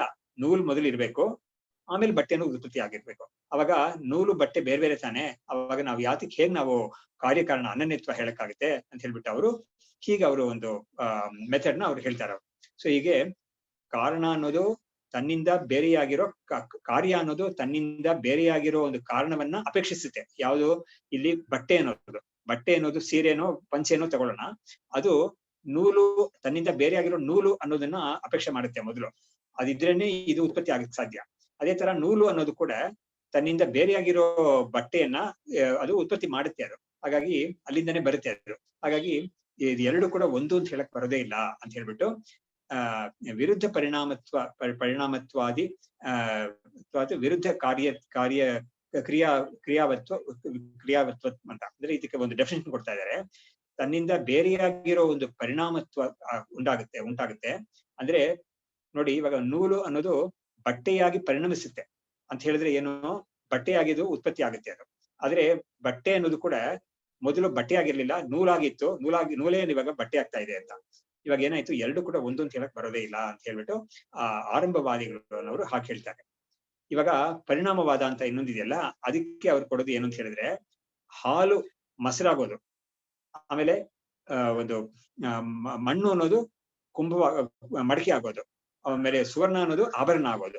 ಈ ತರ ಒಂದು ಎಕ್ಸಾಂಪಲ್ ಕೊಟ್ಟು ಅವ್ರು ಏನ್ ಮಾಡ್ತಾರೆ, ನೋಡು, ಈ ಹಾಲು ಅನ್ನೋದು ಒಂದು ಸ್ಟೇಟ್, ಅದ್ರ ಒಂದು ಡಿಫ್ರೆಂಟ್ ಸ್ಟೇಟ್ ಮೊಸರು ಅಷ್ಟೇನೆ, ಅವಸ್ಥಾಂತರ ಅಷ್ಟೇನೆ. ಅದೇ ತರ ಇದು ಮಣ್ಣು ಅನ್ನೋದು ಒಂದು ಸ್ಟೇಟ್, ಅದ್ರ ಒಂದು ಡಿಫ್ರೆಂಟ್ ಸ್ಟೇಟ್ ಮಡಿಕೆ ಅನ್ನೋದು ಅಷ್ಟೇನೆ. ಹಾಗಾಗಿ ಇದರಿಂದ ಅದು ಪರಿಣಮಿಸಿ ಬೇರೆ ಆಗಿದೆ ಅಷ್ಟೇನೆ, ಬೇರೆ ಅಂತ ಅಲ್ಲ ವಾಸ್ತವವಾಗಿ ಅದು. ಯಾಕಂದ್ರೆ ನೀನು ಇದರಲ್ಲಿ ಕೂಡ ನೀನು ಈ ಯಾವ್ದು ಉತ್ಪತ್ತಿಯಾಗಿರೋ ಮಡಿಕೆ ಇದೆಯಲ್ಲ, ಅದರಲ್ಲೂ ಕೂಡ ನೀನು ಮಣ್ಣನ್ನೇ ನೋಡ್ತಾ ಇರ್ತೀಯ ಯಾವಾಗ್ಲೂ ಕೂಡ. ಯದ್ಯಪಿ ಬಟ್ಟೆಯಲ್ಲೂ ಕೂಡ ಇದು ಆಗ್ಬೋದು, ಯಾವ್ದೋ ಬಟ್ಟೆಯಲ್ಲಿ ಕೂಡ ನೂಲಿದೆ. ಆದ್ರೆ ನೂಲಿಂದ ನಾವು ಬಟ್ಟೆ ಬಂತು ಅಂತ ಹೇಳುವಾಗ ನಮ್ಗೆ ಈ ಮಣ್ಣಿಂದ ಮಡಿಕೆ ಬಂತು ಅಂತ ಹೇಳತ್ರ ಇಲ್ಲ ಅದು ಅಲ್ಲಿ ವಿಷಯ. ಅಲ್ಲಿ ಯಾಕಂದ್ರೆ ಅಲ್ಲಿ ಬೇಕಾದಷ್ಟು ನೂಲು ಸೇರ್ಕೊಂಡು ಬಟ್ಟೆ ಆಗ್ಬೇಕಾಗಿದೆ. ಪ್ಲಸ್ ಇಲ್ಲಿ ಏನಾಗಿದೆ, ಒಂದು ಪಾತ್ರೆಯಲ್ಲಿ ಇವನು ಹಾಲಿದೆ, ಅದನ್ನ ಸ್ವಲ್ಪ ಹೆಪ್ಪಾಗ್ತಾನೆ, ಅದು ಮಾರನೇ ದಿವಸ ಮೊಸರಾಗೋಗ್ಬಿಡುತ್ತೆ, ಹಾಲೇ ಮೊಸರಾಗೋಗ್ಬಿಡುತ್ತೆ. ಸೊ ಹೀಗೆ ಒಂದು different state, it takes A different state ಅಂತ. ಸೊ ಇದನ್ನ ಹೇಳ್ಬಿಟ್ಟು ಮೂರನೇದಾಗಿ ಅವಸ್ಥಾಂತರ ಭಾನಂತು ವಿವರ್ತವು ರಜ್ಜು ಸರ್ಪವತೆ. ಇನ್ನೊಂದು ಟೈಪ್ ಆಫ್ ಉಪಾದಾನ ಕಾರಣ ಹೇಳಿದ್ರಲ್ಲ, ವಿವರ್ತೋಪಾದಾನ ಕಾರಣ ಅಂತ. ಅದು ಹೇಗೆ ಅಂತ ಹೇಳಿದ್ರೆ, ಒಂದು ರಜ್ಜು ಅನ್ನೋದು, ಒಂದು ಹಗ್ಗ ಅನ್ನೋದು ಹಾವಾಗಿ ತೋರುತ್ತೆ ಅಜ್ಞಾನದಿಂದ, ಅದು ಮಾಯೆಯಿಂದ ಅಥವಾ ಅವಿದ್ಯೆಯಿಂದ. ಅದೇ ತರ ಈ ಪ್ರಪಂಚ ಅನ್ನೋದು ಬ್ರಹ್ಮ ಅನ್ನೋದು ಪ್ರಪಂಚವಾಗಿ ತೋರುತ್ತೆ ಅಷ್ಟೇನೆ ಅಂತ ಹೇಳ್ಬಿಟ್ಟು, ಪ್ರಪಂಚ ಅನ್ನೋದು ಬ್ರಹ್ಮದ ಒಂದು ಕಾರ್ಯ, ಬ್ರಹ್ಮ ಅನ್ನೋದು ಪ್ರಪಂಚಕ್ಕೆ ಕಾರಣ. ಹೇಗೆ ಕಾರಣವಾಗುತ್ತೆ ಅಂತ ಹೇಳಿದ್ರೆ ವಿವರ್ತ ಉಪಾದಾನ ಕಾರಣವಾಗಿ ಆಗುತ್ತೆ. ಇದು ನೂಲಿಂದ ಬಟ್ಟೆ ನೇಯ್ಗೆ ಮಾಡ್ತಾನಲ್ಲ, ಆತರ ಅಲ್ಲ ಇದು. ಆಮೇಲೆ ಹಾಲಿಂದ ಮೊಸರಾಗುತ್ತಲ್ಲ, ಆತರನೂ ಅಲ್ಲ ಇದು. ನೋಡಿ, ಅಲ್ಲೆಲ್ಲ ಏನಾಗುತ್ತೆ ಅಂತ ಹೇಳಿದ್ರೆ, ಒನ್ಸ್ ಹಾಲ್ ಆಗ್ಬಿಟ್ರೆ ಅದು ಒನ್ಸ್ ಮೊಸರಾಗೋಗ್ಬಿಟ್ರೆ ತಿರ್ಗಾ ಅದು ಅದೇ ತರ ಹಾಲಾಗಕ್ಕೆ ಸಾಧ್ಯತೆ ಇಲ್ಲ. ಯಾಕಂದ್ರೆ ಸ್ವಲ್ಪ ಟ್ರಾನ್ಸ್ಫಾರ್ಮೇಶನ್ಸ್ ಎಲ್ಲ ಆಗೋಗ್ಬಿಟ್ಟಿರುತ್ತೆ ಅದ್ರಲ್ಲಿ. ಬೇರೆ ಇದ್ರಲ್ಲಿ ಬಂದ್ಬಿಟ್ಟು ಈ ಪ್ರಪಂಚ ಆಕಾರದಲ್ಲಿ ಬಂದ್ಬಿಟ್ಟು ಏನಾಗುತ್ತೆ ಅಂತ ಹೇಳಿದ್ರೆ, ಬ್ರಹ್ಮ ಯಾವುದೇ ಒಂದು ಬದಲಾವಣೆ ಹೊಂದದೇನೆ ಪ್ರಪಂಚವಾಗಿ ತೋರುತ್ತೆ ಅಷ್ಟೇನೆ. ಸೊ ಇದೇ ನಮಗೆ ವೇದಾಂತಕ್ಕೆ ಬೇಕಾಗಿರೋ ಉಪಾದಾನ ಕಾರಣತ್ವ ಇದೇನೆ ಅನ್ನೋದನ್ನ ಇಲ್ಲಿ ಅವರು ಹೇಳ್ಬಿಟ್ಟು ಮುಂದಕ್ಕೆ ಈ ಆರ್ಗ್ಯುಮೆಂಟ್ ನ ತಗೊಂಡೋಗ್ತಾರೆ. ನಾವು ಇಲ್ಲಿಗೆ ನಿಲ್ಲಿಸಿರೋಣ ಇದನ್ನ. ಈ ಅಧ್ಯಾಯದ ಮೊದಲ ಶ್ಲೋಕ ಒಂದ್ಸತಿ ಓದ್ಬಿಟ್ಟು ಆಮೇಲೆ ಬಾಕಿ ಶ್ಲೋಕಗಳೆಲ್ಲ ಹೇಳೋಣ. ಯೋಗಾನಂದ ಪ್ರೋಕ್ತೋ ಯಃ ಸ ಆತ್ಮಾನಂದ ಇಷ್ಯತಾಂ ಕಥಂ ಬ್ರಹ್ಮತ್ವಮೇತಸ್ಯ ಸದ್ವಯಸ್ಯೇತಿ ಚೇತ್ ಶೃಣು. 7ನೇ ಅಧ್ಯಾಯದ ಕೊನೆ ಶ್ಲೋಕಗಳೆಲ್ಲ